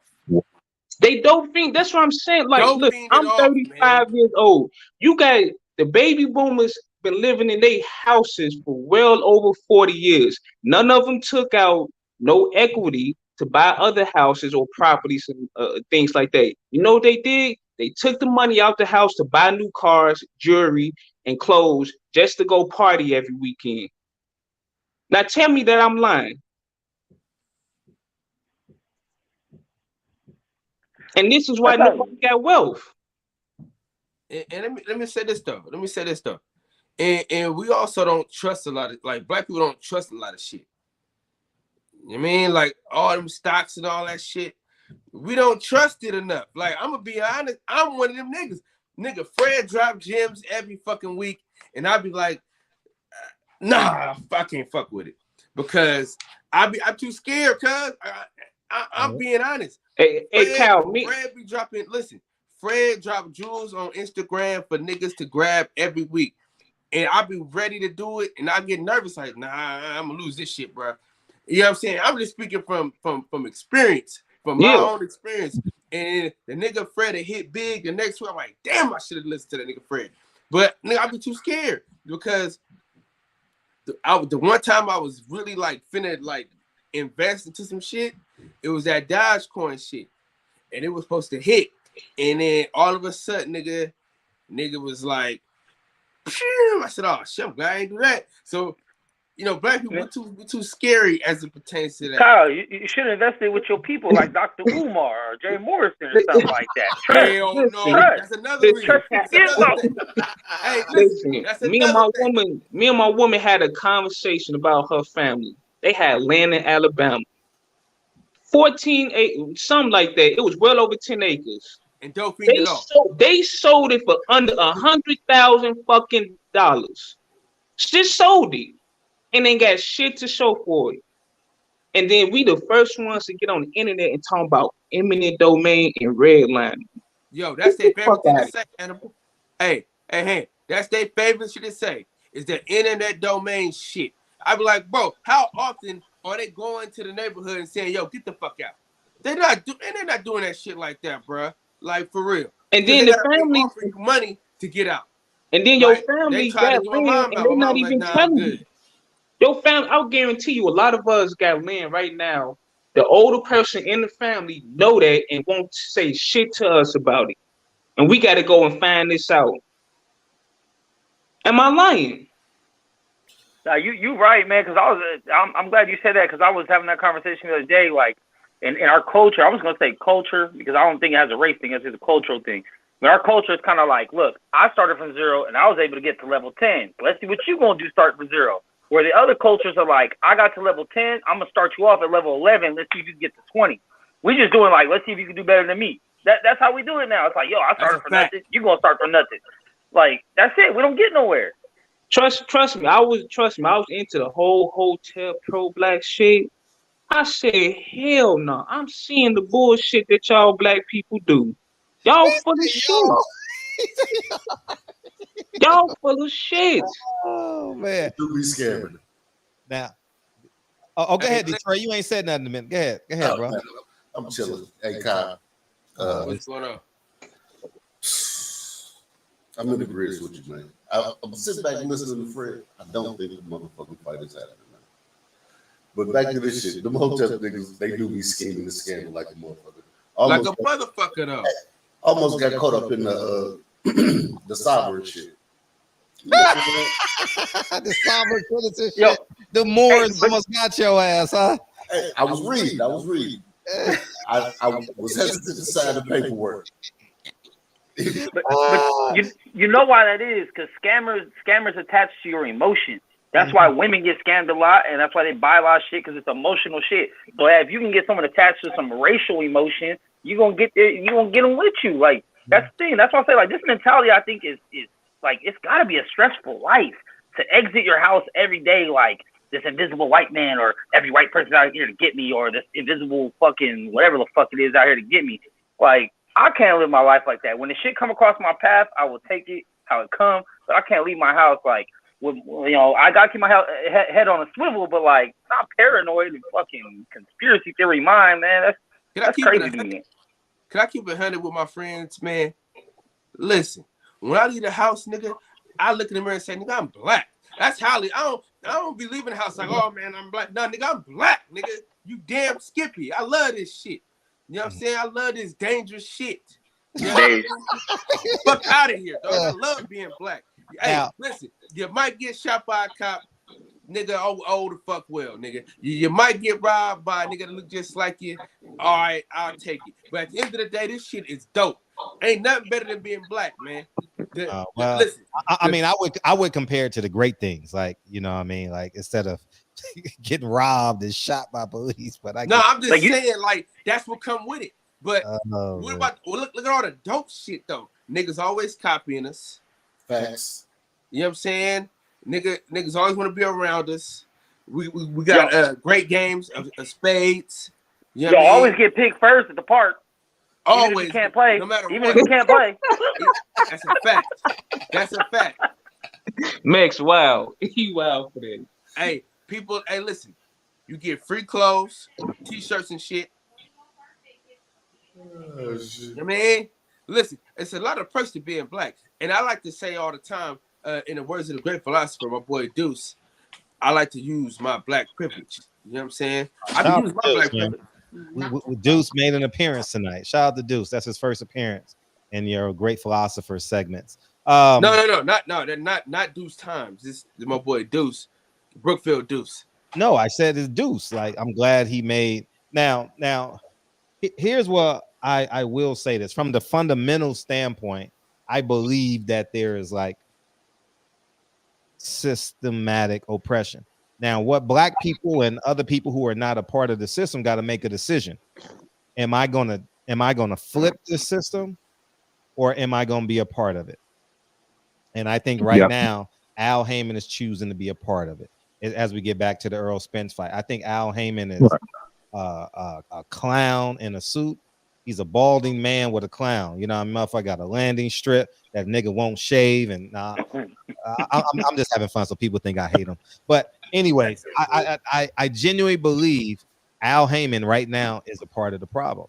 He didn't protect what he came in to do. I think he leveraged his black card and said, "Don't sign with the Jew, sign with the Negro."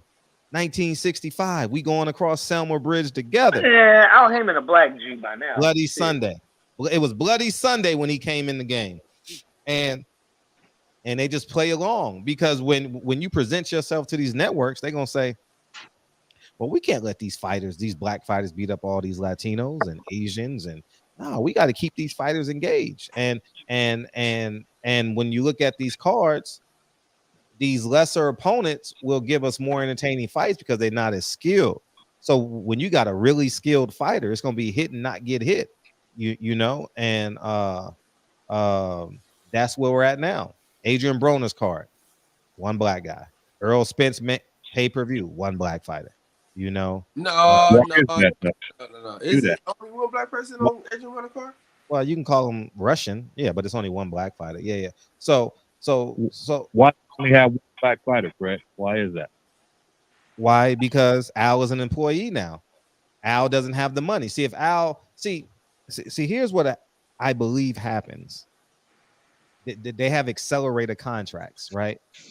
And the people that came in with Al have these accelerated contracts. You win here, you get 700,000. You win your next fight, you get 900,000. You win your next fight, you get 1.2. Whatever the case, blah blah blah, whatever, so on and so forth. You fight for a title, you get this. You defend your title, you get this, right? And now these guarantees are so high because they've been with him 5 and 6 years. He can't fulfill them. So now you know what he does?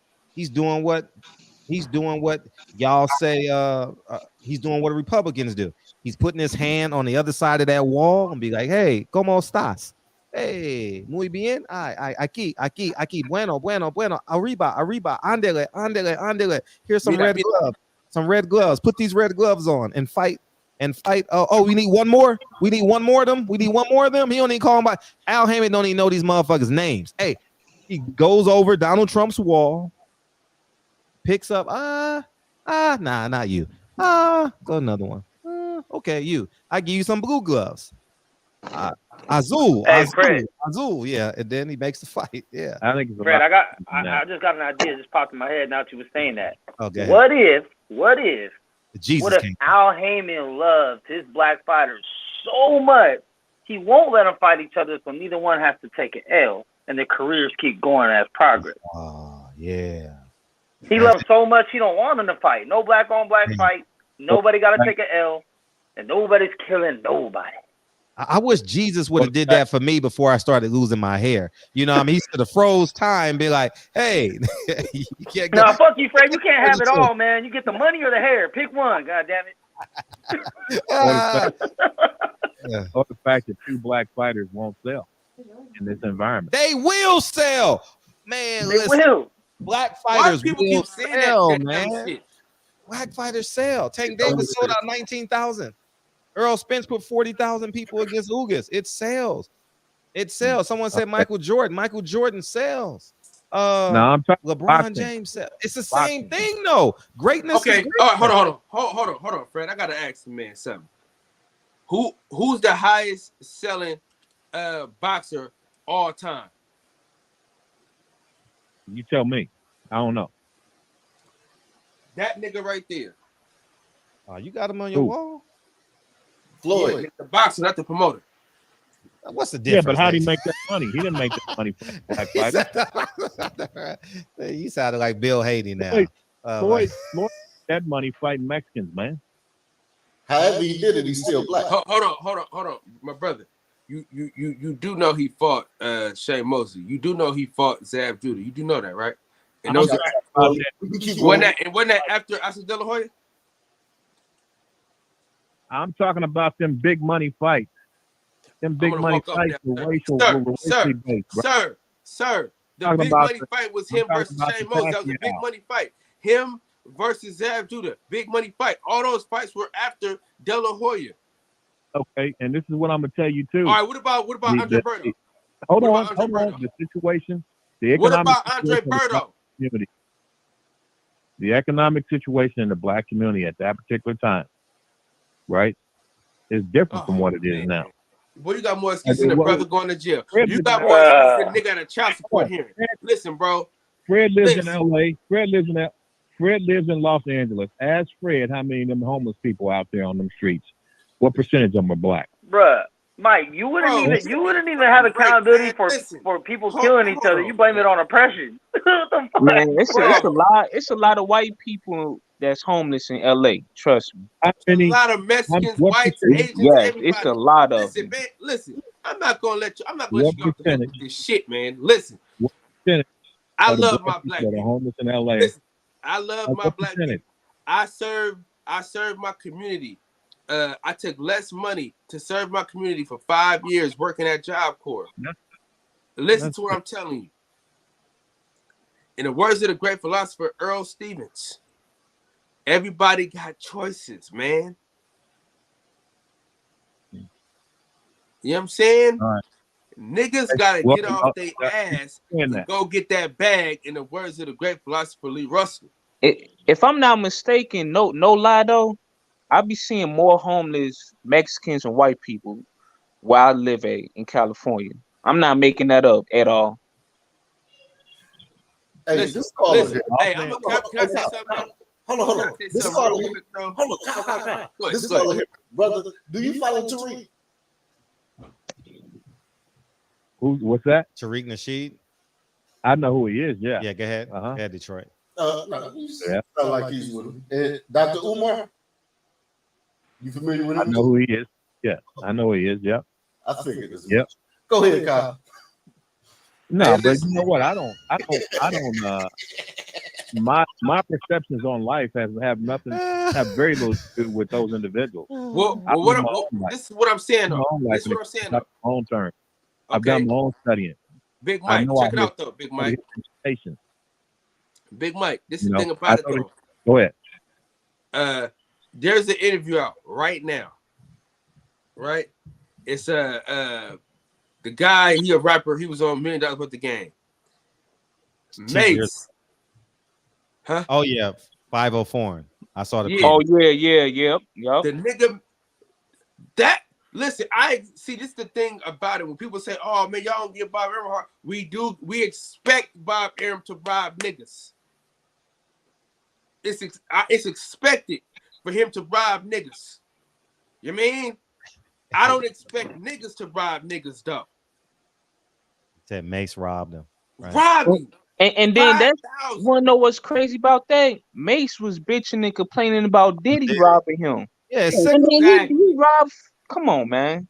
It's cyclical. You're supposed to be a fucking pastor, you piece of dog shit. Nah, man. Like pastors ain't robbing motherfuckers every motherfucking Sunday. What you mean? Yeah, like pastors ain't robbing motherfuckers every Sunday. Yeah, I mean, I understand where he says where there's systematic oppression, it's against us, but lazy niggas, man, lazy niggas can't come in here and say, nah, nigga, nah. Hey, well, you know what? How that all came up is just simply that, you know, when you have a problem, I'm an engineer, so when you have a problem, well, fix the shit then. Then you fix it, right? You figure out how to fix it. The problem is we gotta look in the fucking mirror. The problem is, go ahead. I'm sorry, I'm just getting excited because I'm just saying when you have a problem, you know, you figure out how to fix it, right? And so you cannot fix a problem unless you can fully define what that problem is. You understand the problem space, right? You understand the problem space. You understand the different aspects and of that particular problem. So for me, I think that the problem with the fight where it cannot be made is there's not enough money to get these fighters. It is enough money. Al tricked these niggas off, man. It is enough money. Al Heyman conned these niggas, man. He got them motherfuckers so good. Hey, you know Danny Garcia's fighting this week, right? Ain't no promotion on that motherfucker. You know Gary Antoine Russell's fighting this week. Ain't no promotion for this motherfucker. You know I saw today that motherfucking Vito Vicky. What, that motherfucker got a all access. Is he fighting this week? Al Heyman is a part of the problem, just like Mace is a part of the problem. Yeah, all these niggas are a part of the problem, dog. All of them. Mark Jackson. Talking about two levels. They are the problem. Hey, Fredro, in the words of the great philosopher Michael Joseph Jackson, I'm talking with the man in the mirror. I'm asking him to change his ways. No message can get any clearer. If you want to make the world a better place, just look at yourself and make that change. I agree, and that's the key to it all. I agree with that. No question. Man, we've been hoodwinked, bamboozled. All these motherfuckers got us, man. You know what I mean? LeBron James telling us to vote for Biden. Ice Cube said, I got $500 billion for us, y'all. LeBron James said, vote Biden. I got $500 billion. Come on, man. Like this shit is becoming cyclical, man. Like it's getting out of hand. It's becoming who the what now? Cyclical, like.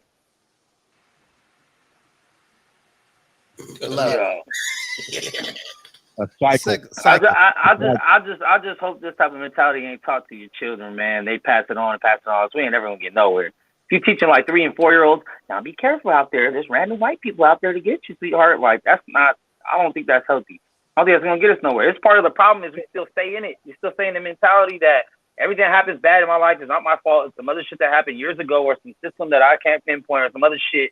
There's no self accountability and nothing that goes on. Even when you was talking about gang violence, you said it's because they were oppressed.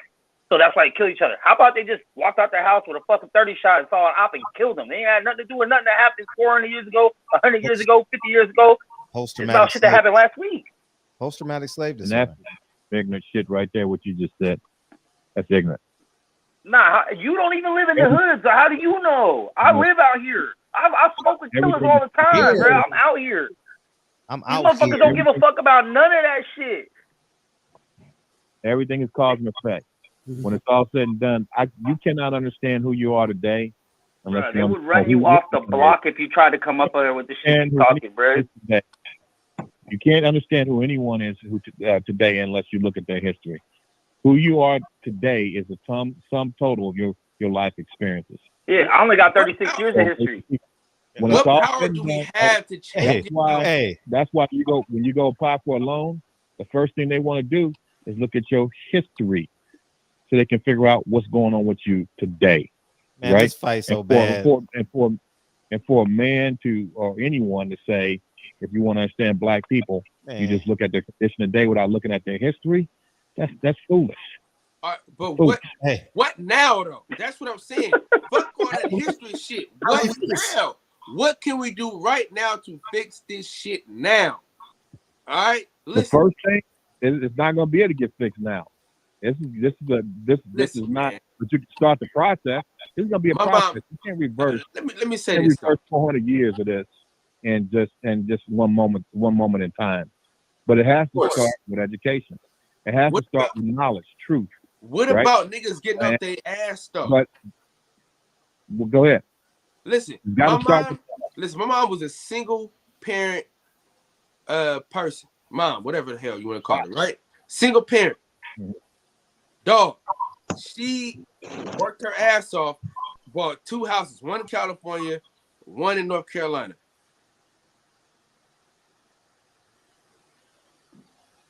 I mean, I mean, can't nobody else do that? What I'm saying to you, Kyle, is everyone's not going to be like your mother, man. Your mother is an exception to the norm. Well, who artists. No, she didn't know. She's not an exception. These bum ass niggas are the exception. No. See, you got it twisted. See, these bum ass niggas are the exception. We are the fucking normal. See, that's the problem. See, y'all niggas living in fantasy land. See, nah, nigga, I'm the majority in this motherfucker. I'm getting off my ass going to get that goddamn bag. Them niggas, they ain't getting they shit together. Fuck that. No, they not normal. Them niggas ain't normal. I'm normal. Me, Fred, Hannibal, BC, we normal niggas. Niggas like Mex, they ain't normal. No. Fuck you, man. Fuck you. Listen. Hey, for all y'all motherfuckers doing so much crying about oppressing me, you singled out, y'all do that shit to me every fucking night, and I ain't up here crying about shit. So fuck all y'all crybaby ass motherfuckers, man. Hey, Max, that shit is old as fuck. Y'all motherfuckers hurt me every night, so I know y'all motherfuckers hurt. Here's the thing. I know you think because I say certain things, I come on and say certain things, that oh man, I'm playing the victim and all that. But I can run right down to the bank, right down the street from my house, and put my hands on a cool. This is the bank I own down there.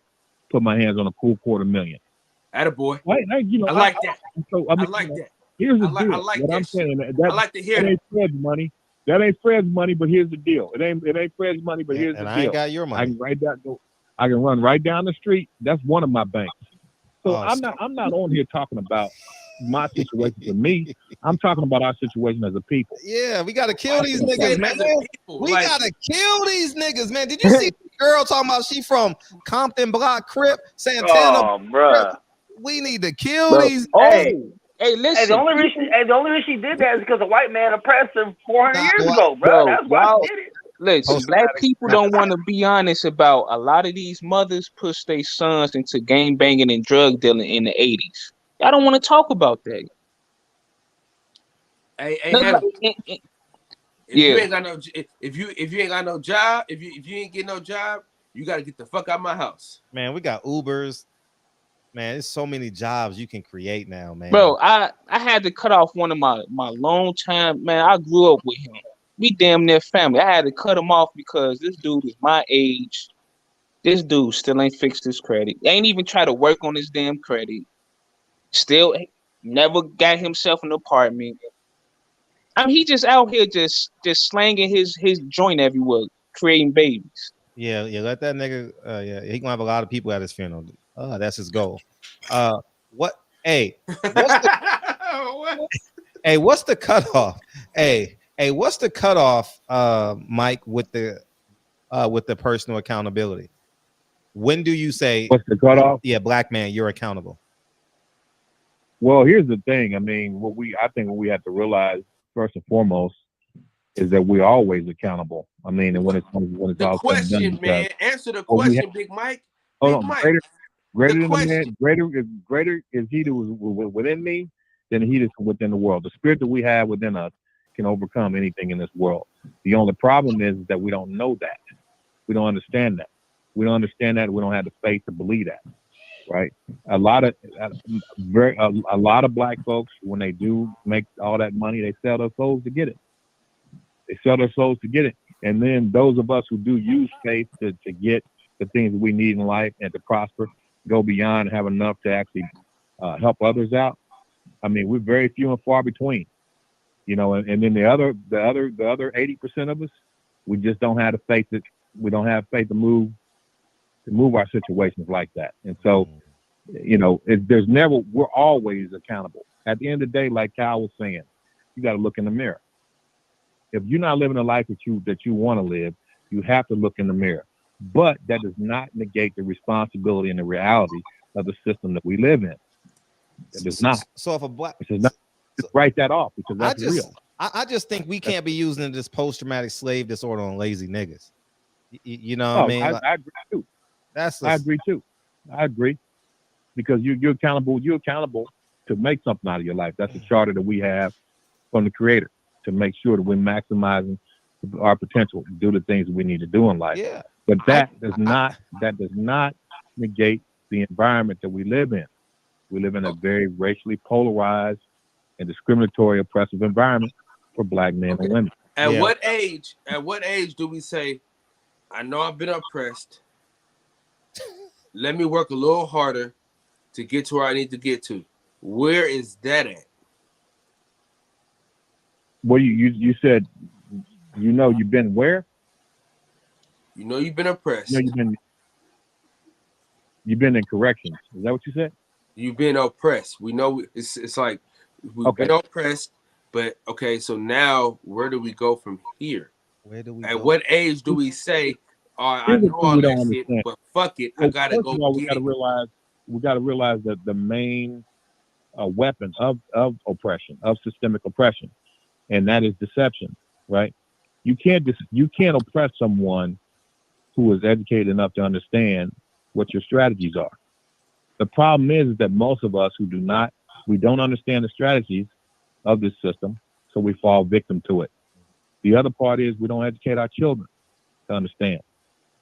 When you just like I heard someone saying, "Oh, I can't teach my kids that because then they'll have a defeatist mentality, a victim mentality." No, you teach your kids that. Let them understand that they have the spirit to overcome anything in this world. But you have to, before you can overcome an enemy, you must understand who that enemy and what that enemy is. So we should have empathy for every Black man. We should have empathy. And that's about education. That's about teaching your kids the truth about this system and what they have to be ready to combat and fight against. Because it's not a physical thing. It's a spiritual and intellectual. It's a spiritual and intellectual. That's what this war is. Do you believe white people got it easy here in America? What you think? I say no. Nobody has it easy. You want to know why I say no? Because look at the Appalachian Mountains. Look at them white people over there. They live they live far more worse than Black people that stay in Section 8 and in the project. Of everything, they own 95% of everything in this country. No. All right, now let me say this. And this the problem with Black people. This how I know Black people don't read and don't pay attention. Those white people in the Appalachian Mountains, they living conditions is just far worse than ours, man. I'm not even trying to. They ain't got it easy here in America. Hold on. Did he say that the broke white people in the Appalachians own this shit? What?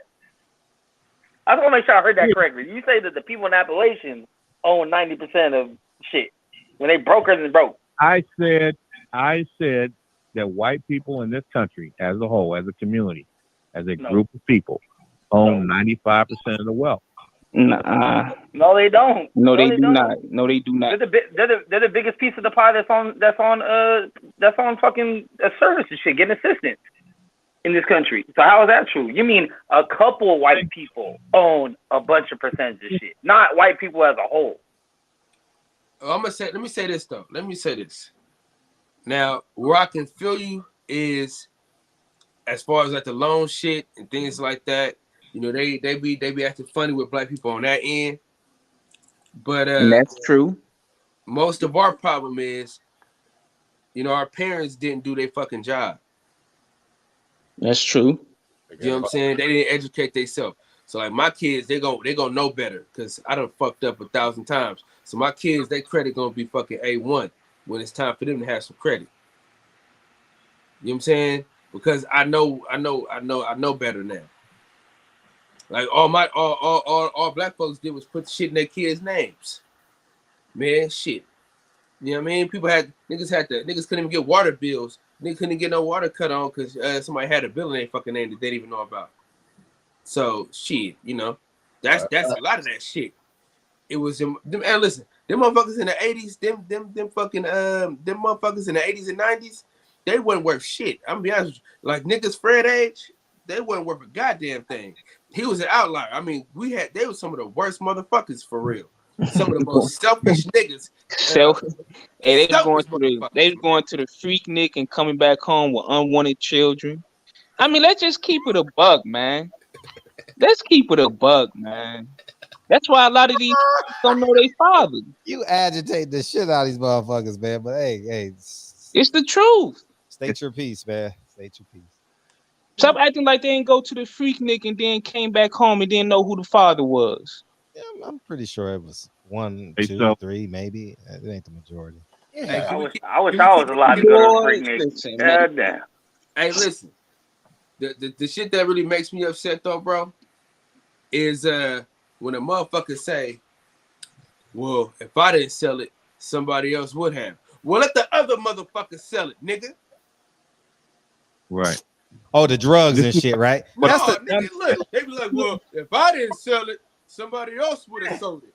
Man, get the fuck out of here, man. They didn't That's want the to go. most They selfish didn't shit want I to go ever heard. work for the white man, but they working for the white man. Hey, Come yeah, on. working for the white man. Exactly. I had this debate with my cousin so much. I couldn't They're get a entrepreneurs. job, so I had to sell. The entrepreneur. Yeah, man. If you selling drugs on any fucking level, you a piece of shit. I mean, you know, drug Yeah, I street. agree. You a piece of Selling- shit, man. You poison. You a government worker. Yeah. Why? But why? But why? But why? Indirectly. But why, Fred? Why? Yeah. You poisoning. You muddy in the water. But they Yeah, choosing that. They choosing that, but you're still a piece of shit for selling illegal shit to people. You're selling death to your people. So is that the only thing that makes it wrong? Is it's illegal? The illegal part of it? You're selling. You're selling death to your people. tickets. I mean, because let's be real. Like, I'll probably say over half the food in America is poison. If you really think about it. This conversation ain't about comparison to food. This is about Talk drugs. about poison to poison. No. I'm having a conversation about one thing only, and one thing only is drugs, cocaine, crack, methamphetamines, whatever, fentanyl. If you sell that shit, you a piece of shit. It's not like you can. I don't want to compare it to nothing because then it gives someone an out clause, and then you compare it to this. Wrong is wrong. Okay, talking within the realms of that, then, right? If there's money to be made and you passing it up. Now, I'm not talking about people that push it. They say, hey, try this, get them hooked, da-da-da.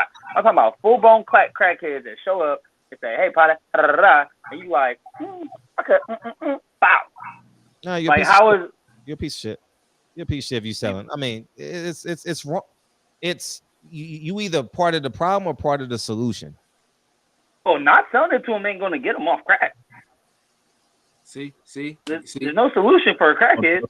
In the words of the great philosopher, in the Yeah. words of the great philosopher, Rod Ski, if you ain't gonna help me, don't hurt me. Basically, Human being, your low life. Yeah, man. Like, what's the? I mean, it's. You wouldn't sell drugs to your daughter. Kids aren't old enough to make their own decision. Like, but grown men, grown women, 50 years old, 60 years old, been smoking crack 30 years. Like, you think magically me saying, nah, bro, I ain't got it for you is gonna make them be like, you know what? No, it's gonna make your You ain't life. got it for me today. I think I'm just gonna change my life around. Max, I can't dance with you on this one, my nigga. It's gonna make your life better. It's about your accountability. It's about you being a human. It's about you doing right. It's not in comparison to anyone. I don't compare myself to another parent. You know, it just feels good to know I'm doing the right thing. I don't I think we got to be accountable to our humanity. And once we understand that, then we become better. You know? One of my best friends grew up in foster care. And you know, foster care now is a whole lot different than it was back then. And shit was fucked up. Them people on them drugs and shit like that, them kids was fucked up. You know what I mean? Shit, I'm telling you, man, the people of Fred age group, man, that 40, 45 to 55, well, they wasn't shit. I'm telling you. Them niggas was some of the most selfish motherfuckers I've ever seen. Cousins with this shit all the time. I agree with you on that shit. Like, if you got a family, you fucking off on drug shit. Like, I'm talking about like full on drug addicts that just left their family already. They left, sold their house off. They live in a tent outside. The fact that you put yourself in that environment is on you. Why is the conversation, am I going to sell this person drugs? The conversation is, how am I getting my family out of this community that's strung out on drugs? Like what's the offensive move? I think that's the greater conversation we should be having. How the fuck can I get away from these ignorant ass niggas and these nigga bitches and these dumbass essays and I mean, it's usually money though, right, Fred? Like you get your money up and move the fuck out. Economics plays a huge part in it. And guess what makes a lot of economic sense? Yeah, I understand that, but that's where you gotta grow up. I feel you on that shit. You can't be like 70 still pushing. You know what I'm saying? Like unless you moving brick. You shouldn't be 20 and pushing. Because I don't know, man. Selling drugs is a lateral move. Tell me a dope dealer you know that's successful that didn't do time. I wouldn't do that because it might be doing time now if I say it, but I know a whole bunch. If he didn't do time, that means he was snitching. Yeah, but if it took that lifestyle takes days off of your life, just period. Stressing over it, man. I ain't dealing with that shit, man. They don't go to sleep. They barely get a chance to take a shower. Barely get a chance to eat. Looking over your shoulder. Yo. Yep. Same close to 3 days. For sure. That's why I like hearing about those crack stories. I'm like, man, shut the hell up, man. Y'all some bums, lazy bums at the end of the day. That's all y'all were. Well, I mean, there's people that do both though. They go 9 to 5, and then they hit the block. They make double money. Get themselves out of the situation, they gone. Just look at it like, I'm not from New York, but when I hear about the Supreme team, you know, that was the suburbs in Queens. They living a good life. And they decided to sell drugs. That's why I say they was bums. They was lazy. They wasn't living in no projects. I think, yeah. And I think when we start comparing ourselves to the government versus our personal decisions, that's when we don't have personal accountability. Well, shit, if I can get away with it just one time, Michael did it. Hold yourself accountable. You say you believe in God, hold yourself to the God standard. You say you love your son, hold yourself to the standards you want your son to live by. You say you love your daughter, hold yourself to the standards you want your daughter to live by. You know, like us saying, oh, if I just do it one time, you know, I can get away with the shit. You know what I mean? It just Kyle, it makes it cyclical. You know what I mean? We just keep going. We just spinning the hamster wheel. I understand it, man. We all got to make these decisions, man. And they're hard decisions. They're not easy when you know your best friend is selling drugs and he has a half successful life and you in grad school and staying up all night and shit, and he making 10 times what you're going to make after you graduate. I understand it. But shit, you better take that 70,000 and you flip it. Because, hey, Michael, any last words, Mike? Before you get out of here, I'm gonna go around. So say your last words. Yeah, I appreciate you getting me on, man. Thank you. As far as always welcome. The young brothers listening to me, I'm just gonna say that for me, I've seen a lot of stuff. There's a lot I want to say and a lot I want to communicate, but I understand that you guys may not fully understand where I'm coming from. And so, but that doesn't stop the fact that, you know, I want to say the things that I think that will help our people. Because it's really not about us, man, as individuals. It's about how we do collectively. You know. So, you know, that's where a lot of my comments come from, because I want to see our people do better. So that's where I'm at. Got you. Appreciate you, Mike. Yep. Mike, much love. Go ahead, Detroit. What you got? Because the section for the crank up. No one can understand the word you're saying anyway. But go ahead. You echo. Yeah, echo. Bad in the motherfucker. I should have told you that earlier. I said the section you ready crank up. I ain't even heard the word you said. No, I make that shit up. You know what I mean? It's a boxing section coming on tonight. Oh, the boxing section. Yeah. In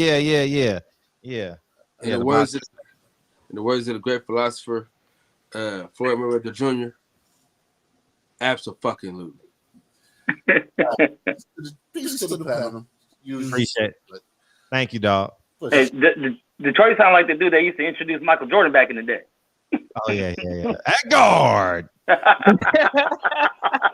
Oh man, From North Carolina.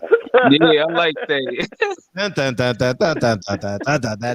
miss those days in Chicago. Man, I'm surprised they didn't kill Jordan. Shit, you know, I mean, they running in churches. Shit, they should have ran into the motherfucking stadium, Bull Stadium. Pass it together. Shit, they should have ran in there. Appreciate you, Detroit. All right, dog. Thanks, dog. Appreciate you. All right, Hamza, what you got, dog? Nothing. You know, appreciate you letting me come on and be a troublemaker as always, man. Oh, it's fine. It's fine. It's fine. Hey, Cal. When y'all doing that meetup again for the box? August 13th. August 13th at the Vegas. At the Lion. Man, I might slide with y'all. Let's go. Yeah, I'm gonna slide with y'all. I ain't got shit to do on the weekend. I'll be off. Yeah. We'll be more than happy to have you, man, for real. Yeah, I just I keep my ears open. I subscribe and listen to your YouTube, you know. Mm-hmm. And listen, you can come over there. You can come to my channel and cause some trouble too. Max does it every night. Yeah. Now I'll be at work. Oh yeah. You and DJ be a great conversation. Yeah, y'all should go over there and holler at DJ. Hey, who's the other guy? I don't know his name. Oh man. Oh yeah. Go fuck with Centos. I don't know why I drew a blank off Centos' name. Go fuck with Centos tonight. That'll be cool. Go fuck with him. Yeah. What's your Instagram, Kyle? The boxing section. All right. Yeah, I'll communicate with you through there. All right, I'm out, y'all. Peace. Appreciate you, boom. I got a cousin who was big time. Everyone called me lame. Now I've been making 6 figures since 31. Let me say that shit again, because I got some 19-year-old nigga that got a dime sack that's trying to make $20, trying to be a drug dealer. Hey, I got a cousin who was big time. Everyone called me lame. I've been making 6 figures since age 31. My cousin got caught and always saying what he had. Now the lame is me saying, homie, look what I got. Exactly my point. Like niggas call me lame. I get that shit all the time, man. You know what I mean? Like coon. What else? Someone called me a coward yesterday because I wanted to go home. Scary. Someone called shit. I'll be scary for your. Now I'm going home. You know, and I've had these conversations with my cousins, man. I'm the only cousin of my generation, male cousin, that didn't sell drugs. Only. I'm the only cousin. Well, I've been shot at, but I told you guys, not directly shot at like in the street, but sold drugs or got shot at. I'm the only one. I'm not telling you God honest truth. Male cousins. I got a male cousin that did time for multiple murders, admitted murders, like got caught, you know. So I think my cousins have killed over 20 people. No cap. Yeah, my cousins are vicious, man. My cousins were ruthless, man, in the New York streets, man. And I just didn't. I had the option, you know, but didn't do it. But yeah, it's I just so I'm anti-drugs and alcohol, man. Like I've never drank, never smoked meth, so that's where I shoot from. And yeah. But I think that conscious decision should be to elevate. You know, don't make a lateral move. You make a lateral move, you're gonna get stuck. You know, it's hard. It's hard. You know. Yeah. I definitely respect your opinion because I know what side you're coming from with it. I think there's, unfortunately, you know, I think there is a happy medium between the two, but it's hard to balance that. Like you said, it's a hard life to balance. You feel me? Yeah. To have a conscience while trying to get the dough. You know what I'm saying? But I'll pull up my cousin's rap sheet tomorrow. Remind me to pull it up, and you guys can see it. Beat that nigga to death. All my cousins, man. You know what I mean? I'm not that. I'm a cornball, nigga. I'll go the other way. Nah, I'll jump out the car like Trey. Nigga, I ain't doing nothing. Man, listen, I'm scary. Fred ain't got nothing to do with wrong. I'm a scary motherfucker. You know, I'll pull up my cousin's rap sheet tomorrow. I've seen it. You know, we'll discuss it tomorrow. I got a lot of cousins doing time for murder. You know, so it is what it is, man. So, but yeah. Anything, Max, you want to add? Go ahead. I'm sorry. Nah, man, always a great conversation.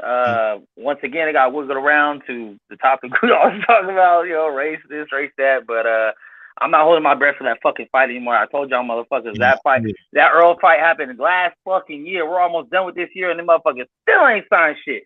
So we're gonna wait another year. It's gonna be 10 years in the future. Fuck all that. I agree with Kyle. Let's not even give it no energy until the papers decide, bro. I'm with you on that one. Yeah. And much love to everybody, regardless of your fucking skin color. I ain't with none of that shit. So y'all keep talking shit. Bad people do bad things. Just broke people and oppressed people of all kinds of colors and walks of life. Just do better. Get your money up. Get your money up. Get your money up. Get some money play. It's about economics. But don't sell drugs. Don't sell drugs. In the words of the great philosopher Kyle F. Davis, I ain't talking about that goddamn fantasy fight, man. We won't talk about fantasy fights. That shit over with. Yeah, it's definitely gonna be challenging and shit for that to happen. But it's all for clicks now, bro. That's all. It is. It's definitely all for clicks. But I think it's on Al Heyman, man. At the end, it's on Al Heyman. If he makes it, he's a hero. If he doesn't, he's a zero. That's all I want is the fight. I don't want no more, no less. And but these cowards on the line, whether you're a fan or a media member, got to put the pressure on them. Put the pressure on Al to put these black men in the ring. It's really that simple. You know what I mean? Negotiate with Terrence with optimism. Respect him as a black man. What a novice concept. You know, so the last time we saw two black guys in the ring was December 2019 in the main event. It's the last time on PBC. But we saw 6 black fighters in Newark today. I don't know. I think I did 4. Keyshawn Davis. Shout out to Jay Prince. Why would Jay Prince do? Most of them his fighters. Most of his fighters are, yeah. I would say, he's doing a good job. Yeah. Well, he's doing a hell of a job. I don't know, man. He out there. I don't know because he can't be because Shakur out there partying too much with the Princes. So I can't say he's doing a hell of a job. Fred, come on. Well, when you partying with the manager, what the fuck you supposed to do? When you sitting side by side with the manager and you threatening an NBA young boy, that's not hella. That's not hella, Kyle. He a grown ass man. I wouldn't say he's doing great. You got to keep it a bean. Doing great is like when you're literally saying what you're doing and doing what you're saying, you know? I mean, if you want to talk about his financial holdings, looks like he's doing shit. Phenomenal. He doing a hell of a job, man, as a manager. He putting all his fighters in a I would say they getting fight dates, but he got to be a man. At times he can't lean on that street shit. It's time for him to outgrow that shit. You know, it's really time for him. Did they say he was a bad man? I respect it. Matter of fact, I don't respect it, but I respect the fact that he grew from it. And now it's time to fucking be all out. You made all the money out of it, you know, and they say he was a fair and honest person with his people that he worked with. I've never heard anyone say Jay Prince robbed them or I haven't heard that. I haven't heard that. Man, listen, man. You can say a lot of shit about all these motherfuckers, man. You know what I'm saying? About their personal shit. But at the end of the day, overall, because none of it's perfect. We all got some shit. I'm not talking about perfect, Kyle. I'm just talking about boxing. I'm talking about boxing. As a boxing manager, dog, he's done a hell of a job, though. Kyle, if your number one boxer is partying with the manager, stumbling, fumbling, that's not doing a hell of a job. That's not living a fighter's lifestyle. So that means you go out with your son and get drunk and high with your son. You're a great father. I mean, a lot of people do though. I'm not talking about. I'm talking. Hold on. Because listen, people do that. So it's like I'd rather. Kyle, I'm talking to Kyle Davis. I'm talking Kyle about. Davis don't smoke a drink though. No, what you're missing what I'm saying. You're not answering the question. If your child is 14, 15 years old and you want him to be a great human being, are you going to drink and smoke with the man? No. Okay, so that's the whole point. If Shakur Stevenson is 22, 23 years old, he got 15 years ahead of him. Why are you drinking and smoking and partying at 22 and 23 years old? If you want him to break Floyd's records, what's the goal? To celebrate or work hard? I'm interested in, that's why Devin Haney is the separation, because Devin Haney will not bullshit. I've never seen Devin Haney in handcuffs. I've never seen Devin Haney in a mugshot. I've only seen Devin Haney be respectful, and Shakur may be the best out of all of them. If you were to say, if you cut their heads off and I look at them, one A, B, C, Shakur will look the best to me. But when you put in their characteristics and you put in how they act off the field, outside the ring, shit, Devin winning in the landslide. You know what I mean? And that's just the reality of it. Tank don't have no cases pending. Devin don't have no cases pending. And I'm not putting black person versus black person, because I know how some people may mislead it. I'm just talking about those three motherfuckers that's supposed to take us to the next generation, take us into the next decade. They got cases pending. Devin ain't got no cases pending.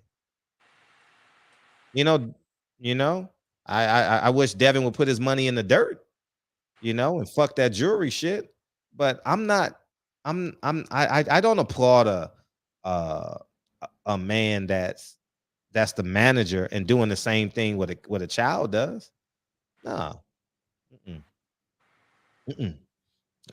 I don't. You may, but that's cool. That's on you. And you live with the results. Sometimes it may work, sometimes it doesn't. I'm not encouraging none of that shit in my. So so as a manager, what grade do you give him? Jay Prince? Yeah. He's not failing. What's up? 9:30, bye. I love you, dog. All right, good night. You going to bed? All right. It's Lincoln.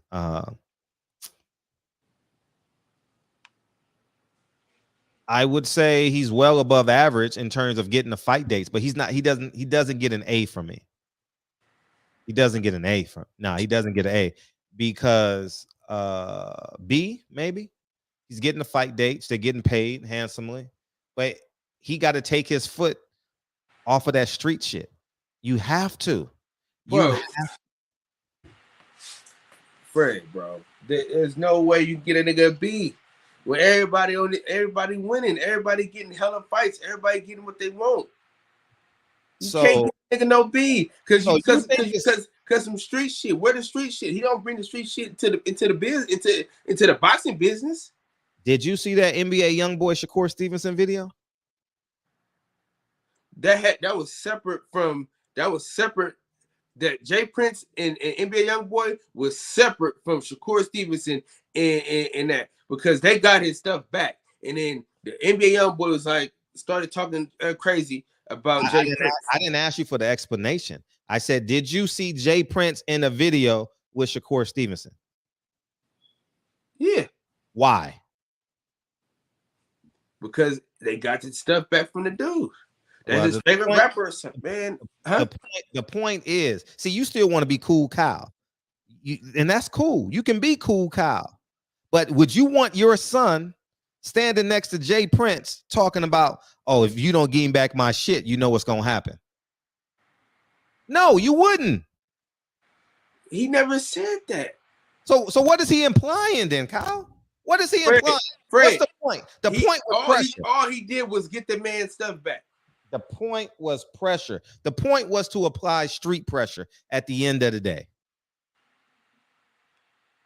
If that's cool, that's cool. But I'm not into the street shit. So you give him a B. A B. Yes. So one thing gets you a thing. One thing. Shakur got pending cases, man. What case he got? That shit in Miami. It's not over yet. What shit in Miami? The shit from like when he was a kid? No, he was 21. Talking about that fight he had? Yeah. That was years ago, brother. Don't matter. I ain't never seen Devin Haney do it. So if you're going to give someone an A, you got to give Bill Haney an A. Bill Haney, I never said he would. That's an A plus for me. But if that's an A plus, how can by your because own there's A plus, there's A and there's A minus, right? Oh, I don't know, Kyle. You making shit up as you go right now. Oh no, there's nigga. No way. Both of the niggas get an A from me. Listen, no, it's no way. Listen, no way. I would not get an A from me. I would not. That shit's me. Listen, I'm gonna tell you one fucking thing. I don't give a fuck if your name is Jay Prince, Freeway Rick Ross. Name another nigga. You put my son in the middle of some street shit, I'm fucking you up. Period. I don't give a fuck. I'm not playing that shit. I got one son, one daughter. I ain't no duplicates, ain't no rebirths, ain't no motherfucking do-overs. No, I ain't fucking with none of that shit. Period. Try me if you want to. And that's where we got to be about our fucking kids. Shakur Stevenson's grandfather said, I ain't putting up with that shit. That's the problem. We want to be fucking cool too fucking much. Oh, it's okay. It ain't that bad. Nothing happened. But look, it begets one thing. Shakur gets into a street fight, the police come. Then a year later, he does this shit. You get what I'm saying? I'm not saying Shakur Stevenson is the same person, but honor that shit. Honor the man that proposed to the young lady in the ring. Why don't we honor that man? Why do we always got to revert back to street shit? We like ain't no honor amongst thieves. There's no honor. We got to hold people to the examples that we want for our children in real life. And if we don't do that shit, guess what we gonna get? Pending cases on Shakur Stevenson. And I'm not hating on Shakur. By no means am I hating. I really like the kid, but we got to call it. I didn't commit the crime or the potential crime. I didn't commit the crime Tank did. But listen, if I got money right now, I'm putting my money on Devin. And I'm harder on Devin than I am on all these other niggas. But I'm not, listen.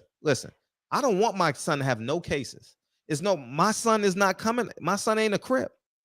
My son ain't none of that shit. My son don't even identify with the shit. We want no parts of that coolness shit. That shit ain't culture. You know what culture is? The motherfucking Hawthorns is culture. I got to teach my kid culture. It's the Hawthorne culture. It ain't no motherfucking street culture in my motherfucking house. It ain't no motherfucking Jones culture in my house. It's the Hawthorne culture. Period. Point blank. And he's going to be held accountable to the same standard I hold myself to. Open up the door for Dre every motherfucking time. He going to open up the door for motherfucking Dre every time. I take the trash out every Tuesday night. He going to take the trash out every Tuesday night. Fred goes and picks up the groceries. Lincoln's going to pick up the motherfucking groceries. And all the other characteristics that come with being masculine and protecting and doing all the shit and whatever it takes. That's what it's going to do. I think we got to get back to that shit. That cool shit. It ain't that bad. He was just in a YouTube video threatening a nigga. If I don't get my shit back, I'm going to put this street pressure on you. Shakur's not a street guy. Like Shakur said in the video in response to Dante, I put my whole family through this shit. He got 9 brothers and sisters and shit. I take care of all of them. That's black love. That's the epitome of black love. You take care of your bloodline. I don't want to be cool with that. I don't want to be associated with that shit, man, because it kills black people. That's niggerdom. If his name wasn't Jay Prince, you wouldn't approve of that shit, Kyle. 100%. If that wasn't Jay Prince, if that was that girl throwing up gang signs and her son was sitting next to her, you say, oh, that's a dumb nigga bitch. I bet you would. But Jay Prince, he cool. You can't hold him accountable because you're gonna see him in August, right? That's one of his fighters. You're gonna be cool. You gonna be cool, Kyle? Ain't no nigga. Hey, listen, ain't no nigga more cooler than me. I don't give a fuck who you are. That's why I got the name Cool Kyle, because I'm cooler than everybody. But at the end of the day, though, Fredro, listen to what I'm saying, though. Yeah, I'll let you go. Go ahead. Sorry. At the end of the day, mm-hmm. as a business manager, he's doing a hell of a job, bro. So if his son, who is the co-manager, is high and drunk with the Floyd Mayweather of his stable, partying and shit, drinking and smoking, eyes closed, do you get an A for that shit? Let's see come September. See, exactly. See, you pandering to the cool crowd. Hold the cool crowd accountable. It's wrong. It's wrong. Bro, the nigga still get an A, bro. Shakur Stevens is not the nigga only fighter, bro. I didn't say that. He's the Floyd Mayweather of that crop. He got a lot of love. He got a lot of fighters. Tell him. How about that was LeBron James getting high, getting drunk with who's the coach now? Darwin Ham. Is that cool? Is that cool? To each their own, man. Oh, see, you gotta you wanna be cool with the cool crowd. That's cool. You young. You got a lot of you young. I'm old. Them young days are gone. I got you. Get off my line, ass nigga. I got you. I'm fighting time right now. I'm competing against time. I'm trying to squeeze 90 out of this motherfucker. You know what I mean? And I know how I get 90 is shrink myself, be conservative, work out every day, don't drink, don't smoke, eat as healthy as I can. Be around people that love me. I don't want to be in that street shit because it's gonna take time off my life. That stress. I don't want that fucking stress. And I think that's where we got to go. See, we accept that pimp shit in our culture when they cool, like Jay Prince. I don't give a fuck if his name is Jay Prince or I don't give a fuck. I don't take pictures with celebrities like that anyway. You know what I mean? So I don't give a fuck. You wrong. You know, I told my sister, did y'all see that interview? I told my sister, I did an interview last week on Broken Traditions. Shout out to LaRon. I told my sister told me she was dating a woman. You know what I told my sister, Kyle? Take a guess what I told my sister. That's dumb. I said, you ready to go to hell? That's what I told her. Because she believes in the Bible. Right? What's the option? Heaven or hell, right? If you believe in the Bible, I said, you prepared to go to hell. I ain't bite my tongue. I ran into my sister at the thing. That's neither here nor there. But I am that dude. Like I don't know, man. It's just that's how I am in my real life. You know what I mean? So that's just what it is, man. And I think we gotta stop worshiping that cool shit. That cool shit. Because Jay Prince got a street name, we can't hold him accountable. And fuck, I don't want to be friends with nobody that fucks up with my integrity. I don't give a fuck who you are. I don't want to be cool with you. I don't want to take pictures with you. You know what I mean? I don't. I have no desire. I was supposed to go to the ESPYs last week. I don't want to fucking go to the ESPYs. I don't want to go. I have no desire to go to the fucking ESPYs and take pictures and be cool. And nah, I'm good. I've never been that guy. Oh, a celebrity gonna be there? Nah, for 10 years I knew Floyd, never partied with him. You know that? I've never been to a Deontay Wilder after party. Never been to an Earl Spence after party. Was invited, never went. I don't want to party with these niggas. I have no desire to be next to it. I don't want to see a fighter drink and smoke. I'm not saying they do, but I don't want to see it. Nah, I want to train with you. Invite me to your camp. That's what I want to do. Whatever you're great at, I aspire to be great at. That's it. I don't want to see a fighter I respect in the ring being less than great. I don't want to see that shit. I have no desire. I have no desire for that shit. And I live by that. You know, that's why I'm independent. You know what I mean? That's why if you ask me a question, I'll answer it. Because I know the Hawthorne creed will not break. But yeah, I get it. Go ahead, Kyle. No, I got you. I'm with you. I'm with you. I feel what you're saying. Yeah, I know. I get you. At the end of the day, though, he's doing a hell of a job. I don't give it. He ain't doing a hell of a job, man. Getting fight dates is not just part of the job. He's the manager. Don't you know that? Manager is, you can't get your product, it falls on the manager. That's it. Not the promoter. The manager deals with the everyday shit. That's the manager's responsibility. For real. That's it. And if I'm looking at it, I look at Devin Haney, I look at there are many. I look at Jared Hurd, I look at J-Rock, I look at Ryan Garcia. They don't get in trouble. Mental illness is not getting in trouble. These motherfuckers not getting in trouble. I respect that. Andy Ruiz ain't getting in no trouble. These niggas, some niggas get in trouble and then don't hold themselves accountable. I'm gonna reward that nigga. I'm not spending 3 hours talking to a nigga in the corner. I never did that as a school teacher. Never did that. Nah, I wanted that nigga in the corner to miss what we was doing in the classroom. I never spent 3 hours trying to convince that nigga to be good. Nah, fuck you. Go to the office. Get the fuck out my class. And I talked to him just like that. Get the fuck out. When I had the motherfucking detention motherfuckers with knives and shit and guns in my class, I thought, but anyways, man, they needed a male role model, a strong, unbreakable male role model. And I knew I had to be that for 180 days a year. And I was that. And that doesn't change with Lincoln. And that doesn't change. That's why I work out 300 days a year. I haven't forgot about the challenge we got in September. I'm busting my ass. I said I was going to do it. I'm going to do it. I'm down to, listen, I'm damn near about to go vegan for a little bit. Mm-hmm. I've been feeling better. I ain't gonna lie, dude. Mm-hmm. I ate like a little bit of chicken, like on some Chipotle shit, but like for the most part though, I've been eating a lot of vegan shit though. Yeah. I was vegan today actually, but I just want us to understand. Stop accepting that cool shit, man. Please stop. That's not culture, man. Culture is what you fucking do with your last name, man. You create the fucking culture. I know it because I see it in my fucking son. I went to ballet class today. That's Hawthorne culture now.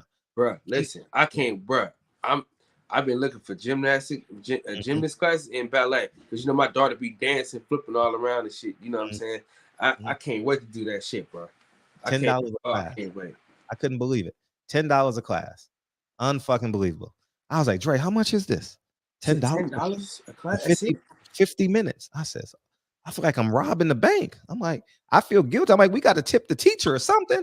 You know what I mean? like, you know what I mean? Like, yeah, I gotta look. I'm gonna look that shit up for sure though. Tomorrow. Yeah, it's our first 2 days, and that's it, man.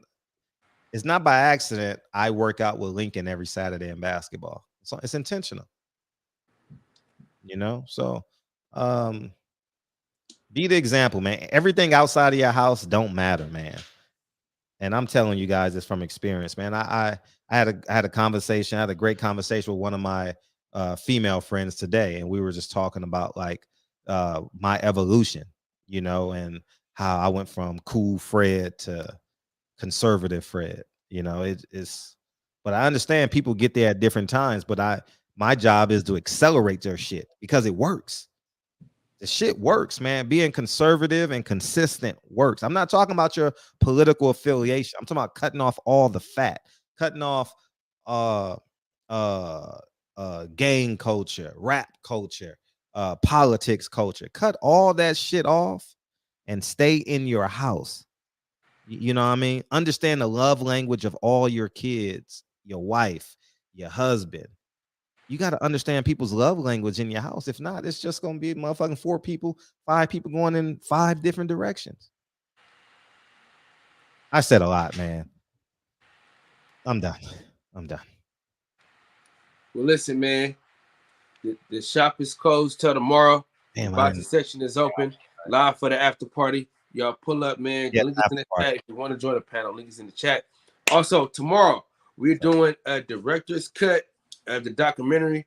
Me and my boy Josh, we're gonna go live tomorrow.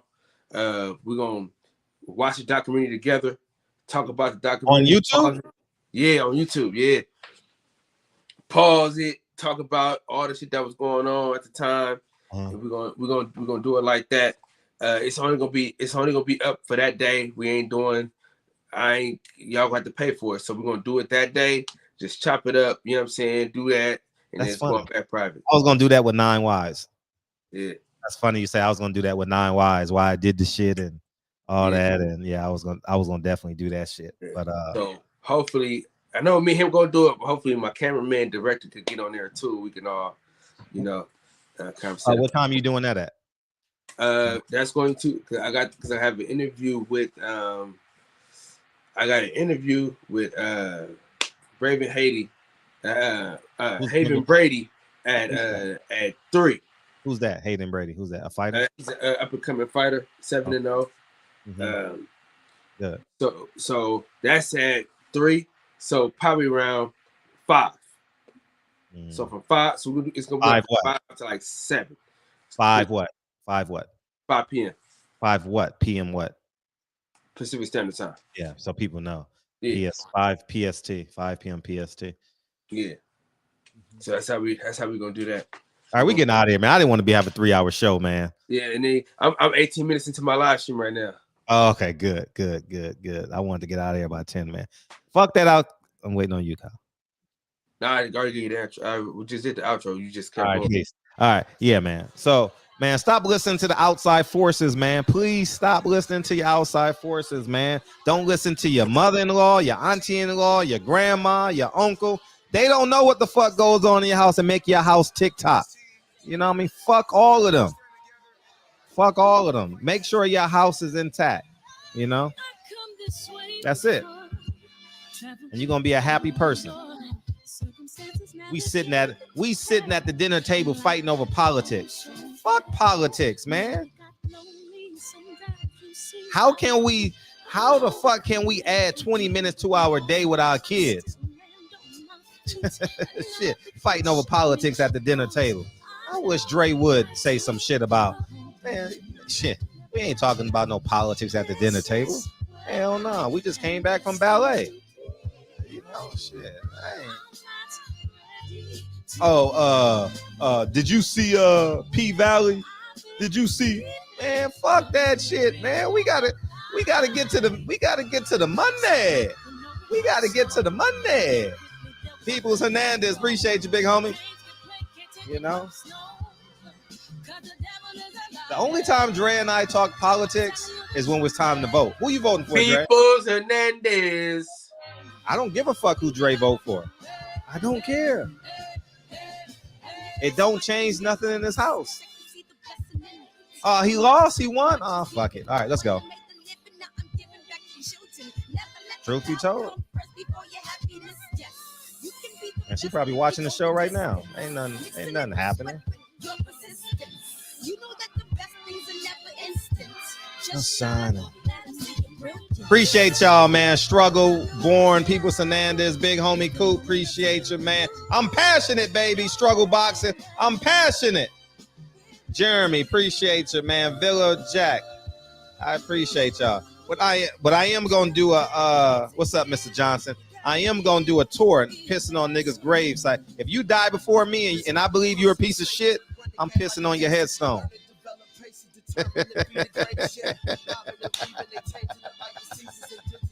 Oh, hey, if you a nigga in real life, if you a piece of shit in real life, you a piece of shit in the afterlife.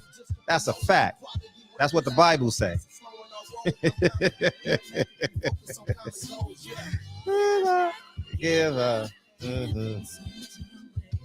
Hey, man, I appreciate y'all. You never respect a nigga that dies. See, that's the problem. Our black pastors are lying to the people. Oh, he was a good man. He was born again. He may have had some trouble in the street. But I knew him when he was a kid, sitting in that pew at 7 years old, and his mama used to bring him to church. And then when he turned 27, it was the white man. The white man held him down, and he did the best of his abilities. God bless you. God bless you. God bless you. May God bless his motherfucking soul. Hallelujah. Amen. Appreciate y'all, man. I'm gone, man.